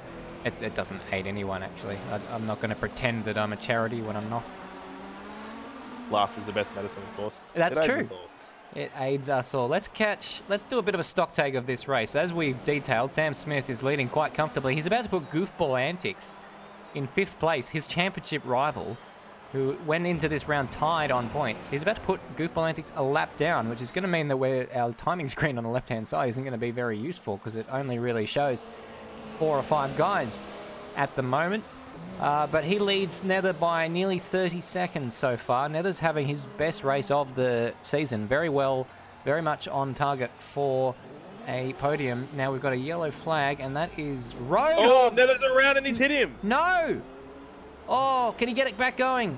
He has a bit of a margin to Zerus, but Zerus is going to come up the inside now and resist. That is a disaster for Nether. So what happened there? Let's go on board with Nether. Let's see what he saw. Roadhog was on the inside. Oh, and Nether he just lost the rear basically when he saw Roadhog and didn't really have anything he could do to avoid the Celica after that. So that's a disaster for Nether. He drops back to 4th place now, having been in 2nd when I started this stock take. Stock takes always tend to be the commentator's curse for whoever's in a good position at that time. So Zerus up to 2nd, Resist now occupying that final spot on the podium. And Goofball Antics going a lap down ahead of Brenton Foley. That's a battle that looks like it's going to close up again. Madbird in 7th. Roadhog in 8th after that bad spin in turn 1 not too long ago. Tyrrell in... now we've got a pitter, and that's Nether. Let's cover that. So Nether's in the pits in lap 29. Yep, so Nether is making his one and probably only pit stop right now, probably taking advantage, as much advantage as he can, of the amount of time that he's lost there. He figured, well, I've lost some time spinning out, may as well lose a little bit more, taking my pit stop now, so he can get back on track and hopefully charge his way back up the field as the rest of the paddock stops to take their fuel and tyres as well. So to round out our guys, so Nether's dropped to 7th with that pit stop. He's still actually stationary. I wonder if he is repairing damage with that. It was a fairly square on hit. Let's hope that hasn't put paid to his chances for a podium tonight. Can he fight back? He certainly had the pace, and it would be a pretty disappointing way for him to lose out on a podium if that was what happened. So that promotes Roadhog into 7th place with that pit stop. Nether is just coming out of the pits now into a huge gaggle of traffic. That's not worked out very well for him. He's now dropped to 9th. He's going to rejoin ahead of Decimage. And then we've got Madbird a lap ahead here. This is starting to get a bit confusing, isn't it? We were expecting this bullring to provide a bit of mixed up lapped cars, lapping other lapped cars sort of racing. Pablo in 11th, Rody in 12th, and Berto DNFing on the first lap. There you go. There's your stock take. There you go. It only took us 3 laps to get that one sorted out. And it changed 3 times as we were doing it. But hey, that's racing, isn't it? Well, we probably shouldn't have chosen the middle of the pit window to do that. But hey, that's racing, as you say. Now, let's compare lap times with Xerus and his brother Resist. This could be the first time we've had 2 brothers on the podium in Apex Rear Wing. Resist has yet to be on the podium, and he's been one I've been talking up a number of times as being the next podium sitter in Apex Rear Wing. Well, he's currently sat in 3rd place, and he is lapping 53.693 is his last lap. 53.558 was Xerus's last lap, lapping near enough a 1/10 of a second away from one another. Very close, especially given how different these cars are. Of course, BMW 320 being piloted by Xerus, down on power and also on weight, and that BMW M1 piloted by his brother Resist is a lot more powerful, but a lot heavier as well, so we've got a lot more to lug around these corners here at Barbagallo. But it's remarkable to see how close these two are, and it'll be great, as you were saying earlier, to see Resist on the podium. He had some great battles with some of the field through some of the earlier races of ARW Season 8 as Roadhog goes off the track there. He's a lap down, so it won't affect these guys too much at all. And we saw last year as well in ARW Season 7, or last season, I should say, getting mixed up as well for the lead with Xerus, who was dominating that series at some of the circuits as well. So he knows how to steer a car, he knows how to hold his own in a battle, and it'll be great to see him finish well. Another battle that's going on right now is between Goofball, Antics, and Brenton Foley. Only about half a second separating those two. And while you were talking, Madbird came into the pits to make his pit stop, so that's why he has dropped back to 10th place. And he's got a drive-through penalty. I was wondering if that would cause any issues. The slow 40-kilometre speed limit, and these cars without a spit, if I can get my worms out, pit lane speed limiter, and Madbird has fallen foul of the speed limit. Very unfortunate. I think a lot of these guys, especially Madbird, as we've seen, will be getting a little bit impatient going through that pit lane because it is so gosh darn slow as Brenton Foley now departs from the battle he was having from Goofball Antics to take his pit stop. Hopefully he won't have the same violations either. It is a 40-kilometre-an-hour speed limit, as we've touched on earlier, and that is very slow as Tyrrell starts off the track behind him. Is he pitting? Yes. He probably is now. You might as well, yes, if you've gone that wide. You certainly would. So Tyrrell is also in the pits. He knocks the concrete wall on the way in. Although that may be a glitch on my end. As Madbird comes in to take his drive-through penalty as well. So it's quite a busy pit lane with 3 Ford Capris in at the moment. Brenton Foley leading in 5th position out of those 3 at the moment. I think Madbird will make up a spot, or at least make up a lap on Brenton Foley as he rolls past him now. And Sam Smith is also coming in. Sam Smith is coming into the pits as well. I'm not sure how much time Sam Smith's actually going to lose, given he was about 45 seconds ahead when he made that pit stop. So Madbird has actually...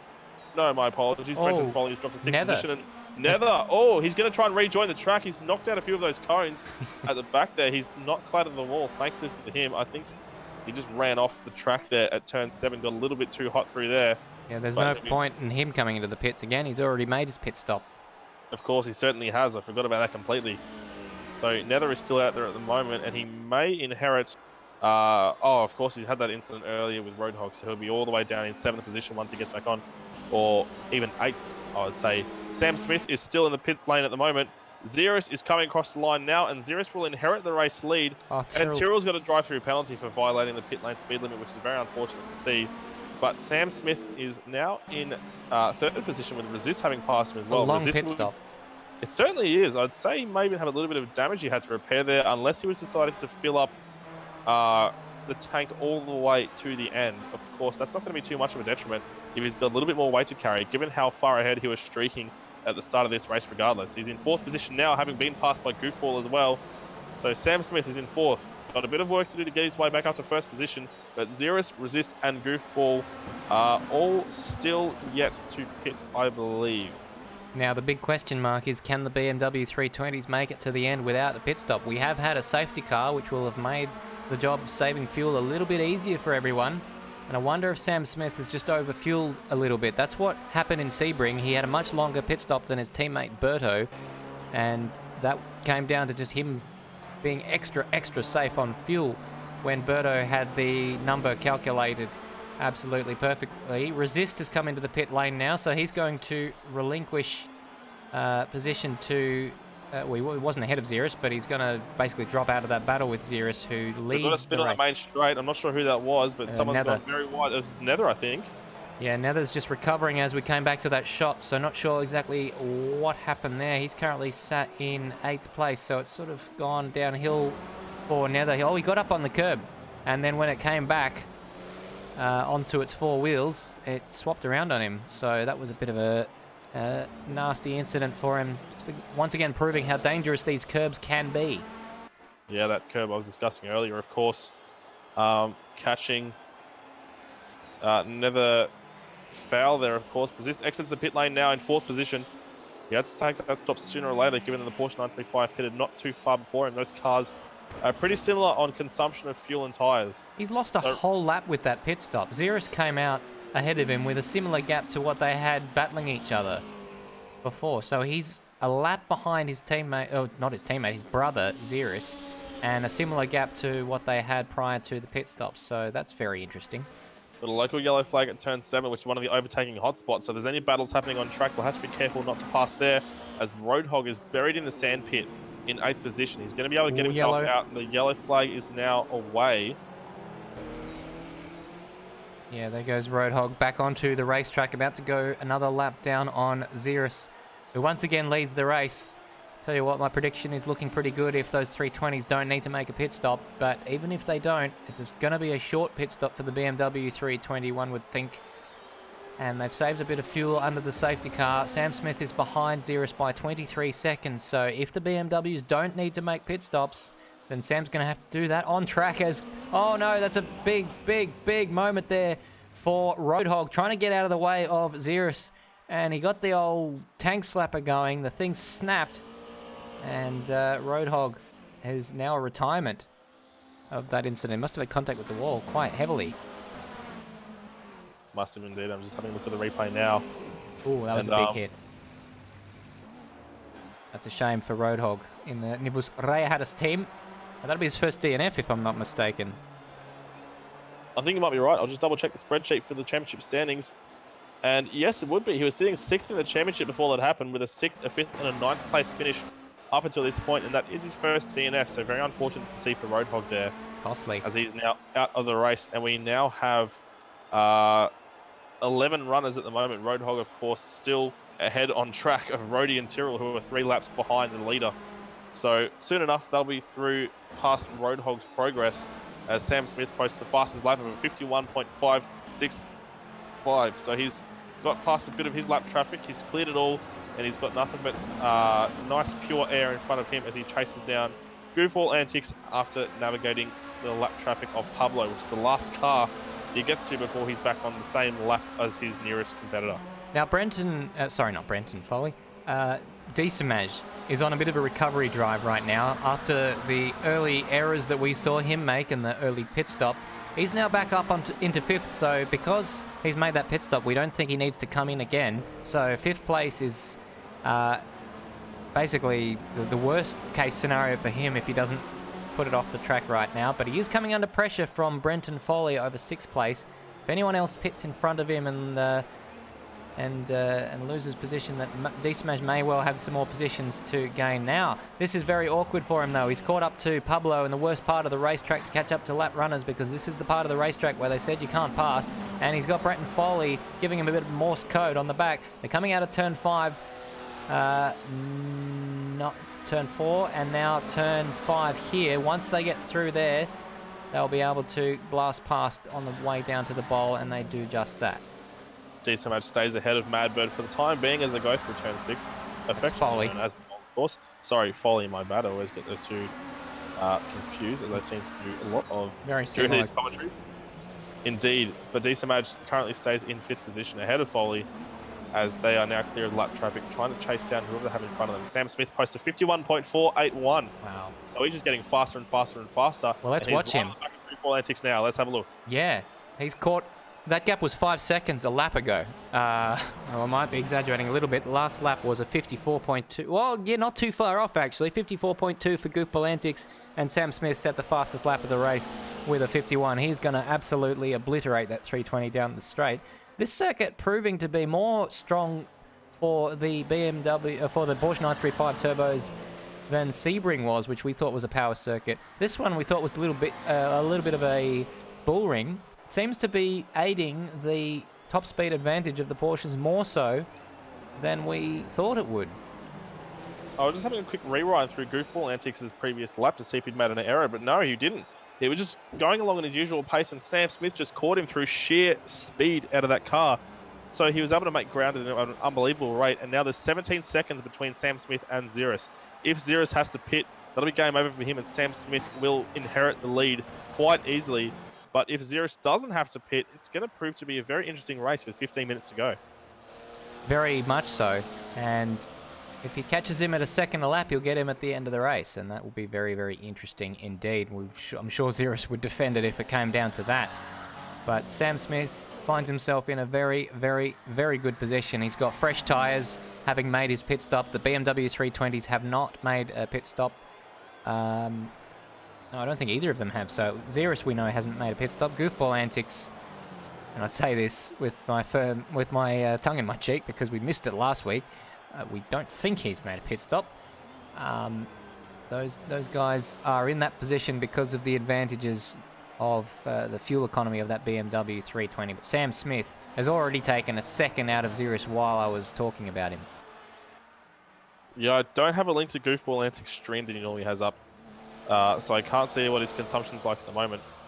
So I don't really have a good gauge of how these BMW 320s are tracking. They may be conserving very well. On the other hand, they may not be. They may be on the last legs and looking to pit very soon. Xeris is still out on track at the moment in 1st position, maintaining that gap at the front. Sam Smith is only 13 seconds behind him, so he's catching him at a rate of about 3 seconds per lap. So he's going to be all over the back of him very soon. Well, there you go. 11 seconds it is now. So I would say that there is ample time left in this race for Sam Smith to catch up to Xeris. That was another fastest lap from him. And the worst case scenario for him is essentially 3rd place, assuming he doesn't crash. But if there is a safety car and it bunches the field, it advantages him because it wipes out that gap completely. And then he's got the Porsche 935 Turbo's pace advantage to utilize, but he's not going to be under pressure from any of the guys behind Goofball Antics because they're all a lap down. Resist, Decimage, Nether, Foley, Madbird. He is 2 laps down. Pablo, Tyrrell, and then Tyrrell and Rody are actually 4 laps down on the race leader. He's about to make it 5 laps. Yeah, huge margins at the front here. This race is really spread out as Rody gets out of the way of Sam Smith into turn 1. It's a penalty for Brenton Foley, a drive-through penalty. I'm not sure what that was for. I wonder if it was for track cutting, because we know that it's deceptively easy to get a track cut around this racetrack. And as far as I know, Foley's already made his pit stop, so he shouldn't have been doing another tour of the pit lane. I'd say it would have been though, but if you have a look, he's got quite a bit of damage on his car. He's missing the bonnet off that machine, so he may have had to make a cheeky pit stop to repair some damage, but he is in 7th at the moment, which suggests he's stayed out on track, and it would have been just a track cut violation penalty that he's received. That is going to be a lot of time he's lost though. He is already serving it. He's in the pit lane now, getting relapped by Brenton Foley. The next car he has challenging him is Madbird, who is 30 seconds behind on track at the moment. And it looks like Brenton Foley's not going to lose any positions at all. Yeah, because Madbird has already had a penalty himself for speeding in the pit lane. So that's why he is down there behind Pablo at the moment. How far behind Pablo is he? He's got 20 seconds. So I'm wondering if he's had another issue somewhere in this race. It's amazing how many things you actually miss during the race. As much as we try and cover every happenstance during the race, we didn't catch the incident in Sebring between Madbird and Foley where Foley spun and ended up going into the pit lane by accident when Madbird was pitting, and that happened just prior to us catching the pit stops in that race last week. No, we do have a couple of sets of eyes pacing through the camera angles of this circuit, but unfortunately we can't see everything happening at once. So we will miss, inevitably, some of the juicy action, which we try not to do, as Sam Smith posted 51.276. That's an incredible time. I think that's another 0.2 faster than the last time around. So he's charging around this Barbagallo circuit. He's the only driver into the 51 so far, and is there by a margin of 0.8 or more. I'm not sure what his margin is to the next fastest lap on track. I'd say it's around about a second. So it's really showing in every single margin, every single measurement of how well a car can perform, just how quick Sam Smith is. His margins, the amount of cars he's lapped, his fastest lap times, the proof is right there, isn't it, Stairs? It most certainly is. And I think he's going to have to make this pass on track. I don't think it's going to be too difficult for him given the rate that he is catching up to Zero. Zero's just in the foreground of that shot. Only half a straight or so separating Zeros from Sam Smith. But I've managed to do a bit of investigation and find Heath Dixon's stream.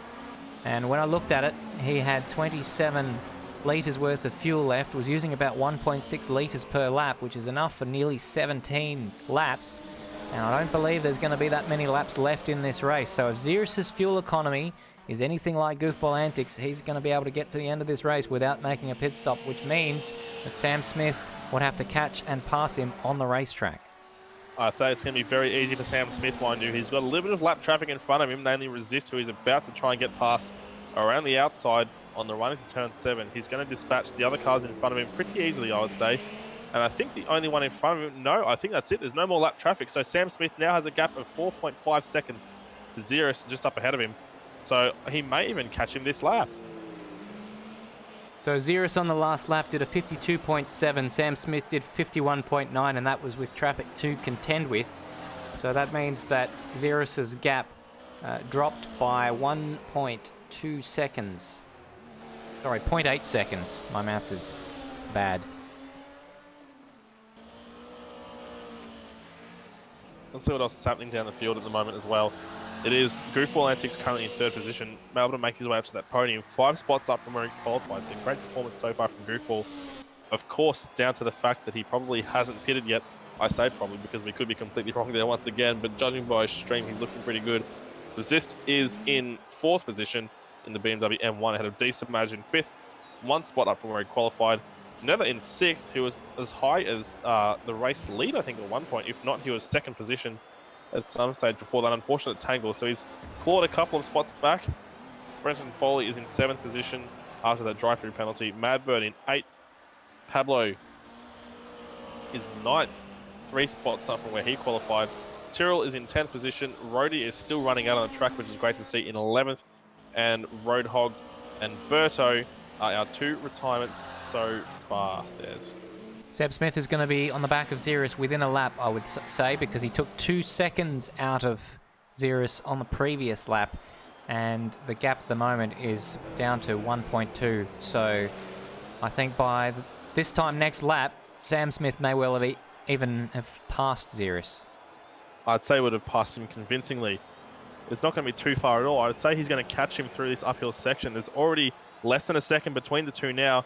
It's only a matter of time before Sam Smith gets up ahead of Xeris in the BMW 320.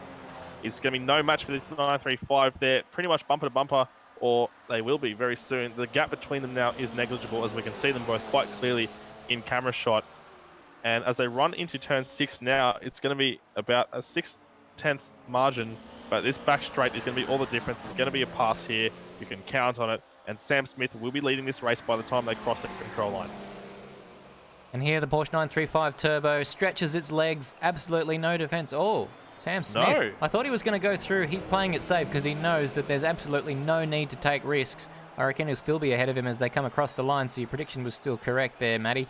And down the inside at turn 1, Sam Smith goes through to take the lead of the race from Xeris. But Xeris is still in a very, very strong position. 16 seconds ahead of Goofball Antics. And that's going to be by far Xeris' best result of the championship if he can keep it on the black stuff for the next 6.5 minutes.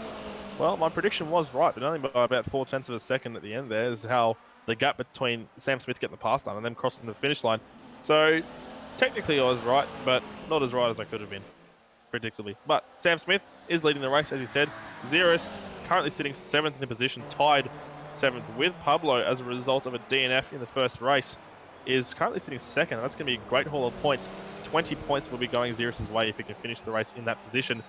Only 5 down from Sam Smith, who will take home 25 points, of course, as ARW uses the MotoGP point scoring system, as I'd like to remind our viewers, of course, which rewards place getters all the way down to 15th position with some points. So with only 13 guys starting the race today, basically anyone who finishes will take points home. So if Rody, for instance, down at 11th position at the moment, the last runner on track, is able to bring that car across the line at the end there, and having completed 75% of the race distance, which I think we've well surpassed now, Rody will take home some points for that performance. So it'll be great to see him on the board finally as well. Yeah, that's actually a very, very good point. He seems to have kept that car in a straight line on... Well, I mean, I haven't seen any errors from him. We've seen a number of errors from a lot of our drivers as he gets out of the way to let Sam Smith pass very, very early. Not fighting for position with Tyrrell, so there's no need to take any risks. And I want to extend a congratulations to Rody, because that will be his first points of the championship so far, with 3 DNFs so far in the first 3 rounds. So that is a very, very good start to his points campaign. He can only go up from here. We know that he had the pace in qualifying to be ahead of Tyrrell, so now that he's had a clean race, he can just ever so slightly just sort of start to wind it up a little bit. And Tyrrell is, well, he's done 10th and 12th so far in this championship, so he's got 10 points to his name. He's going to add to that with another 10th place tonight, which Roadhog and Berto won't be able to say because they are well, they are in the garage, so they won't be getting any points at all. Pablo has lost the position to Madbird. It's actually gone a couple laps down. He was ahead of Madbird by about 20 seconds not long ago, so I'm not sure if he's had an incident that was unseen to us. He's actually only a second or so ahead of Tyrrell at the moment. Yeah, that's the closest battle on track at the moment as it stands, I think, as Madbird makes his way past what to him is lap traffic. 9th and 10th between Pablo and Tyrrell is currently, the closest battle on track, as this field has petered out quite a bit. And unfortunately, I do have to burst your bubble regarding Rody. I did see him make a couple of errors early in the race as I was cycling through my camera views. Darting off the track, I think grazing the fence at a couple of points, but doesn't have very much damage at all. He's taking it pretty easy around this track. I was just on board with him earlier, staying in 4th gear through most of the tight and twisty 4th and 5th. Sorry, turns 4 and 5 where he'd normally be in 2nd or 3rd gear. So he's not making any risks. He's not trying to push himself. He's not trying to push himself too hard. Just wants to get the thing home in one piece and secure those points. So good on him for giving it a red hot go regardless. And it's great to see him still running with 3.5 minutes to go. This race has really flown. And speaking of flying, Sam Smith has already pulled out a margin of 10 seconds to Xeris. So he's still absolutely rapid. And Xeris has a gap of 17 seconds to Goofball Antics. So don't think a huge amount of passing is going to be done at the front of the field. Tyrrell's just had a huge moment out of the bowl. I thought he was going to collect Pablo as he came into the braking zone for that corner behind Pablo, and just got a a little bit of well, he got the rears all lit up on the exit. Now he's going to go a lap down to Sam Smith, keeps to the inside, and Sam Smith doing that very, very safely indeed. 9 seconds the advantage now over Zero. So that's blown out now. That battle for 10th and 9th is now Pablo's to the tune of about 3 seconds. The other closest battle on the racetrack last time I checked was between Disamaj and Nether, two of the Porsche 935 turbos who had mistakes earlier on in the race, both on the podium in the early stages, but the BMW 320s fighting back with their without needing to make pit stops. So Disamaj, as they lapped it last time, was about a negligible amount, half a tenth of a second or so closer to Nether, and it seems as though that's grown as I was looking at the timing screens. Well, yeah, given how the start of this race petered out, I'd say a lot of the guys on track so far have had a chance to give it a go up in the upper echelons of this race, and almost everyone's taken a step onto the podium at some stage, provisionally at the very least, including Disamaj and Nether, as you alluded to just before. So it's been pretty unpredictable. It's starting to settle into a pattern, of course. We're not starting to as well and truly settle into a pattern now. Resist and Xeris are currently very close on track, but only physically. Resist, of course, being a lap behind. Resist, yeah, of course, being a lap behind Xeris. That pit stop. I'm not sure if I'm... Yes, really, of course. That pit stop really cost Resist. They were actually battling for position in the podium spots earlier on. Xeris still on the podium, but Resist in 4th, so he'll have to settle for that. That will actually be a very good result for Resist. His best of the championship so far is 7th place in Sebring, so 4th place is a dramatic improvement on that, so a good way to add to his points tally. Tyrrell and Pablo, that gap has sort of ebbed and flowed throughout the last lap and a half. It was out to 3 seconds. It got back down to about 0.3 of a second. Now it's hovering at about 1 second. Still the closest battle on the racetrack. Yeah, Resist is unlapping himself by the looks over Xeris. So that BMW M1 has made his way back onto the same lap as his brother, I believe. Yeah, but not the same lap as the leader. No, that's exactly right. So Resist will have to make his way all the way around the circuit again to be able to be on the back of Xeris, to be able to challenge for that podium, which I can't see happening with 30 seconds left to go in this race. Let's see where Sam Smith is at the moment. He's going through the final bend now, so it will be 2 laps to go once Sam Smith crosses the line, which he does now. So it will be a 62-lap race. So that puts Madbird another lap down, so he's now 3 laps behind the leader. I wonder if that's had an effect on the fuel numbers that these guys were aiming for, having been lapped by Sam Smith. It's really only Xeris, Goofball, Antics, and Sam Smith who will go the full distance, and everyone else doing 1 lap short of that. So it's going to be, so we've done 60 laps completed.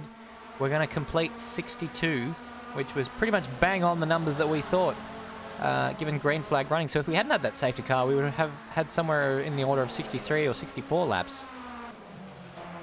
Yeah, still quite a number of laps for the 55-minute time, of course, because this track is so short. As Sam Smith around turn 7 now, he's on the back of Brenton Foley, who is still petering around the track, and the final lap has now been commenced. 52.127 that time around for Sam Smith, so he's not going super rapidly around this track at the moment, about 9/10 of a second off his fastest pace that we've seen so far, but that doesn't really matter at this point. That's pretty much faster than everyone else's personal best of the race. That goes to show how dominant he's been in this race. It's a shame that we didn't get to see what sort of pace Berto had. Absolutely. It was a real shame to see Berto out before they'd even reached the first corner. Great shame, because he was probably looking to get some more points in the bag to get himself back in the championship fight, given how rapid he's been. But it's not to be. He'll take his race win from Bruno, and it will not be added to this time around for Berto, of course. Sam Smith, on the other hand, will take the lead of the championship. He goes through turn 7 now. He's hopefully not going to make any errors here. He's kept it nice and clean. Comes up in some lap traffic. He crosses the line. Sam Smith wins race 4 of Apex Rear Wing Season 8 here at Barbagallo Raceway by a convincing margin of about 20 seconds over Xeris. So yep. Sam Smith has absolutely dominated. Well done, Sam Smith. Yeah, that's our first repeat winner of this championship. Well done to him. Two back-to-back, and Xeris is going to come across the line, would you believe it, to get his first podium of the championship, and that's a great result for him. Goofball Antics just rounding the final corner now is going to relinquish the joint championship lead, but I think he can be pretty pleased with the podium. He keeps his podium run going. He's gone third, first, second, third, so that's a pretty decent result for him, and that rounds out everyone on the lead lap. Resist finished fourth. That's his best result, and he'll be happy with that, I should think. Up 9 spots from where he started after shortcutting the racetrack on his qualifying lap. Nether in 5th place. He was up in the podium in the early stages of this race, but a few errors to sort of put paid to that, but it's still a good result for him. 5th place, which is 3 better than his best, which came in Belle Isle when he finished in 8th. Desamage recovered to 6th place after some strong running earlier on and adds to his points tally. Brenton Foley ended up in 7th place, and that was not his best race of the championship. He was leading at one stage, so that was quite an exciting race from Brenton Foley's perspective, but probably not the way he would have wanted it to end. Madbird finished in 8th place, 3 laps down, and then ahead of Pablo, who stayed ahead of Tyrrell in their battle towards the end, and Rhodey came across the line to finish in 11th with Roadhog and Berto out to retirements.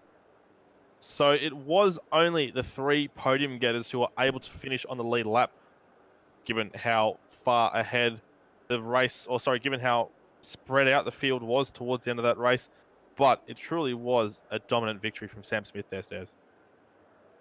It certainly was. It was an ominous race from Sam Smith to catapult him into the lead of the championship by 9 points. He now leads with 86 points to Goofball Antics on 77. We do know that he's going to miss at least one race towards the back end of the championship, so he will need to have that sort of pace if he can get himself a big enough margin to put him in with a chance of fighting for the championship in the back end, with Goofball Antics going so strongly and consistently.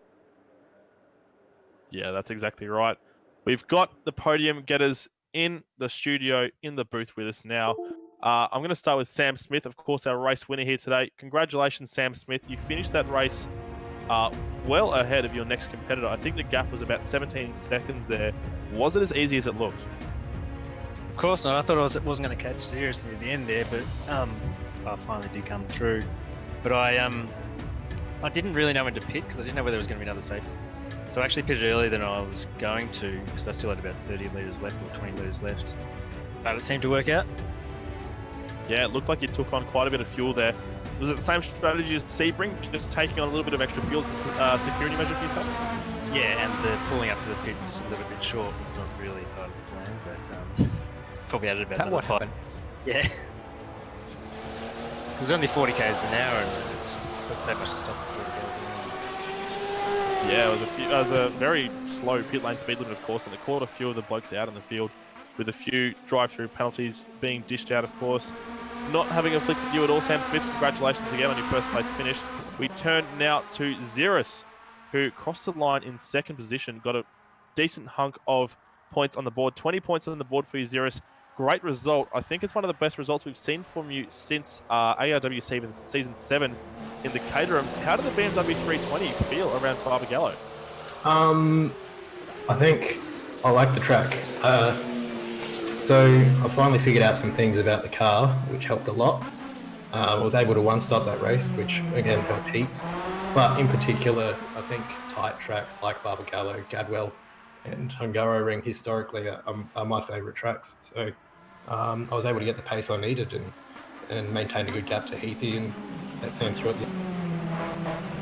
Well, you would have seen Sam Smith coming at the end there. Did you think you had any chance of trying to defend against him, or were you happy to let him through? Just with an off-the-cuff calculation, I could see, there's no way I could keep that. So, just head down, kept my strategy, kept the gap to Heathy. There you go. So one-stop strategy, Matty. We missed the BMW 320s making their pit stops again. We did. We've got a seriously bad habit of missing those pit stops. I didn't want to ask him if he'd done it on 0 stops at all because I didn't want to make the same blunder last time around. And speaking of that same blunder, it was to Goofball Antics that I made that off-the-cuff comment, and Goofball is in the studio with us at the moment, having finished 3rd position. Great job again, Goofball. You're sitting 2nd in the championship at the moment, having podiumed all the way through. You do have a gap of 9 points to Sam Smith now. Sam Smith, now, of course, how is your race from your point of view? You were able to keep your nose pretty clear, weren't you, throughout that? Throughout that race, we saw quite a few incidents catching a few guys out. Yeah, except for that start where I ended up sitting still for, 5-10 seconds after getting caught up with all that stuff in James and Birdo. But I just sort of stuck to the plan and kept my fuel per lap at my target so that I could finish the race without having to stop. I was unaware Xeris actually stopped. I kept expecting him. I was looking at that time thinking to myself, okay, it's about 22 seconds, so as long as I can maintain that, I'll come out in front of him when he eventually does stop. I didn't realise he'd stopped already. So, yeah, maybe I should have put the foot down a little bit earlier than that. But, yeah, that was a no-stopper for me. So knowing that he did stop, does that change how you're going to approach these sort of races in the future? I probably won't even think about it and just run my own race again and see where I end up. I did completely forget about that first lap incident. I really got to start taking notes of these because that was a big incident. It was a big incident. Did you have damage from last to third? I feel like I've done a pretty good spot, a pretty good race. It was a fantastic race, and Xeris didn't stop his messaging, so he that was just a slip of the tongue. Then said one. I think he said one stop. He meant none stop. So we didn't miss the pit stops of the BMW 320 this time. So that's a bit of a relief. I thought we had our eye on the pit lane a bit more so than Sebring. But how was the car to drive? Did you have damage from that first lap incident? Yeah, I did have some damage, and I didn't think about it until late in the race that perhaps that was slowing me down a little bit. The handling was fine. There was some times there where I had to up the boost level a little bit down the back straight there to try and pull away from Mad Bird and Foley. And towards the end of the race, I slowly sort of increased as I saw the time was coming down and the fuel. I had some in reserve there. But yeah, it felt real good. I just, channeled my inner Harry Erdl and I went for it. And here we are, podium. There you go. Well, podiums win championships. Congratulations to all of our podium sitters and, of course, to our race winner, Sam Smith. 2 on the bounce now, and that comes with 2 pole positions and 2 fastest laps. Matty, that was a fantastic race, and Sam Smith, as a result, now leads by 9 points. And those two Goofball, Antics and Sam Smith are starting to make their way clear of those behind. Madbird would probably be quite surprised to know that he sits third in the championship after, by his standards, wasn't his best race of the championship, finishing behind probably a few of the guys who he's targeted as wanting to beat. And he's ahead of Berto with Berto's DNF. No points for him. He's in 48th. Madbird 1 point ahead of him on 49. Xeris has come up a little bit into 5th place now with 43 points. Bretton Foley has dropped a spot into 6th place on 41. Pablo and Resist now tied on 30 points apiece, with the tiebreaker being Resist's 4th place. That would put him ahead of Pablo on the count back. Roadhog in 9th place. That was costly for him with the DNF. He's tied on points with Desamaj, who got a handful of points for his 6th place tonight. And then Nether in 11th, Tyrrell in 12th. Rhodey opens his account in 12th, in 13th place with 5 points, and Bang with the 3 points that he collected from Sebring. So Rhodey is able to make his way up the leaderboard a little bit into 13th position. So great result from Rhodey, of course. And Madbird is in 3rd position in the point standings now, 1 point ahead of Birdo as a result of Birdo's DNF. And it's not very often you see someone jump up to 3rd in the point standings after finishing 8th in a race, do you, Stairs? No, that just goes to show how closely matched all the drivers are. The point standings were very, very close indeed after Sebring, and that is why that has happened. So we do go back to the United States for the 5th race of the season, this time next week at Watkins Glen, which is a favourite track for many of the drivers, and it's one of my personal favourite circuits as well. Very power heavy, so we may see the Porsche 935s dominate again. Will this be the race that Berto reverses his fortunes and gets some serious points on the board, Stairs? May well be. It'll be something that I'm sure he's targeting, and the very first time that Watkins Glen has been run in the Apex Rear Wing Championship. So that'll be very, very interesting. No advantages or disadvantages, one would think, for any of the drivers, because it'll be a clean slate for everyone. We will bring you all of the action from round 5, the halfway point of the Apex Rear Wing DRM Championship, live from Watkins Glen exactly 1 week from now. We'll see you then. Don't go anywhere during the week. That's not normally what I say before we end the broadcast. Normally say that before we go to break. But yeah, I want you to sit down in front of your computer and wait for 7 days until Watkins Glen. See you then. Bye.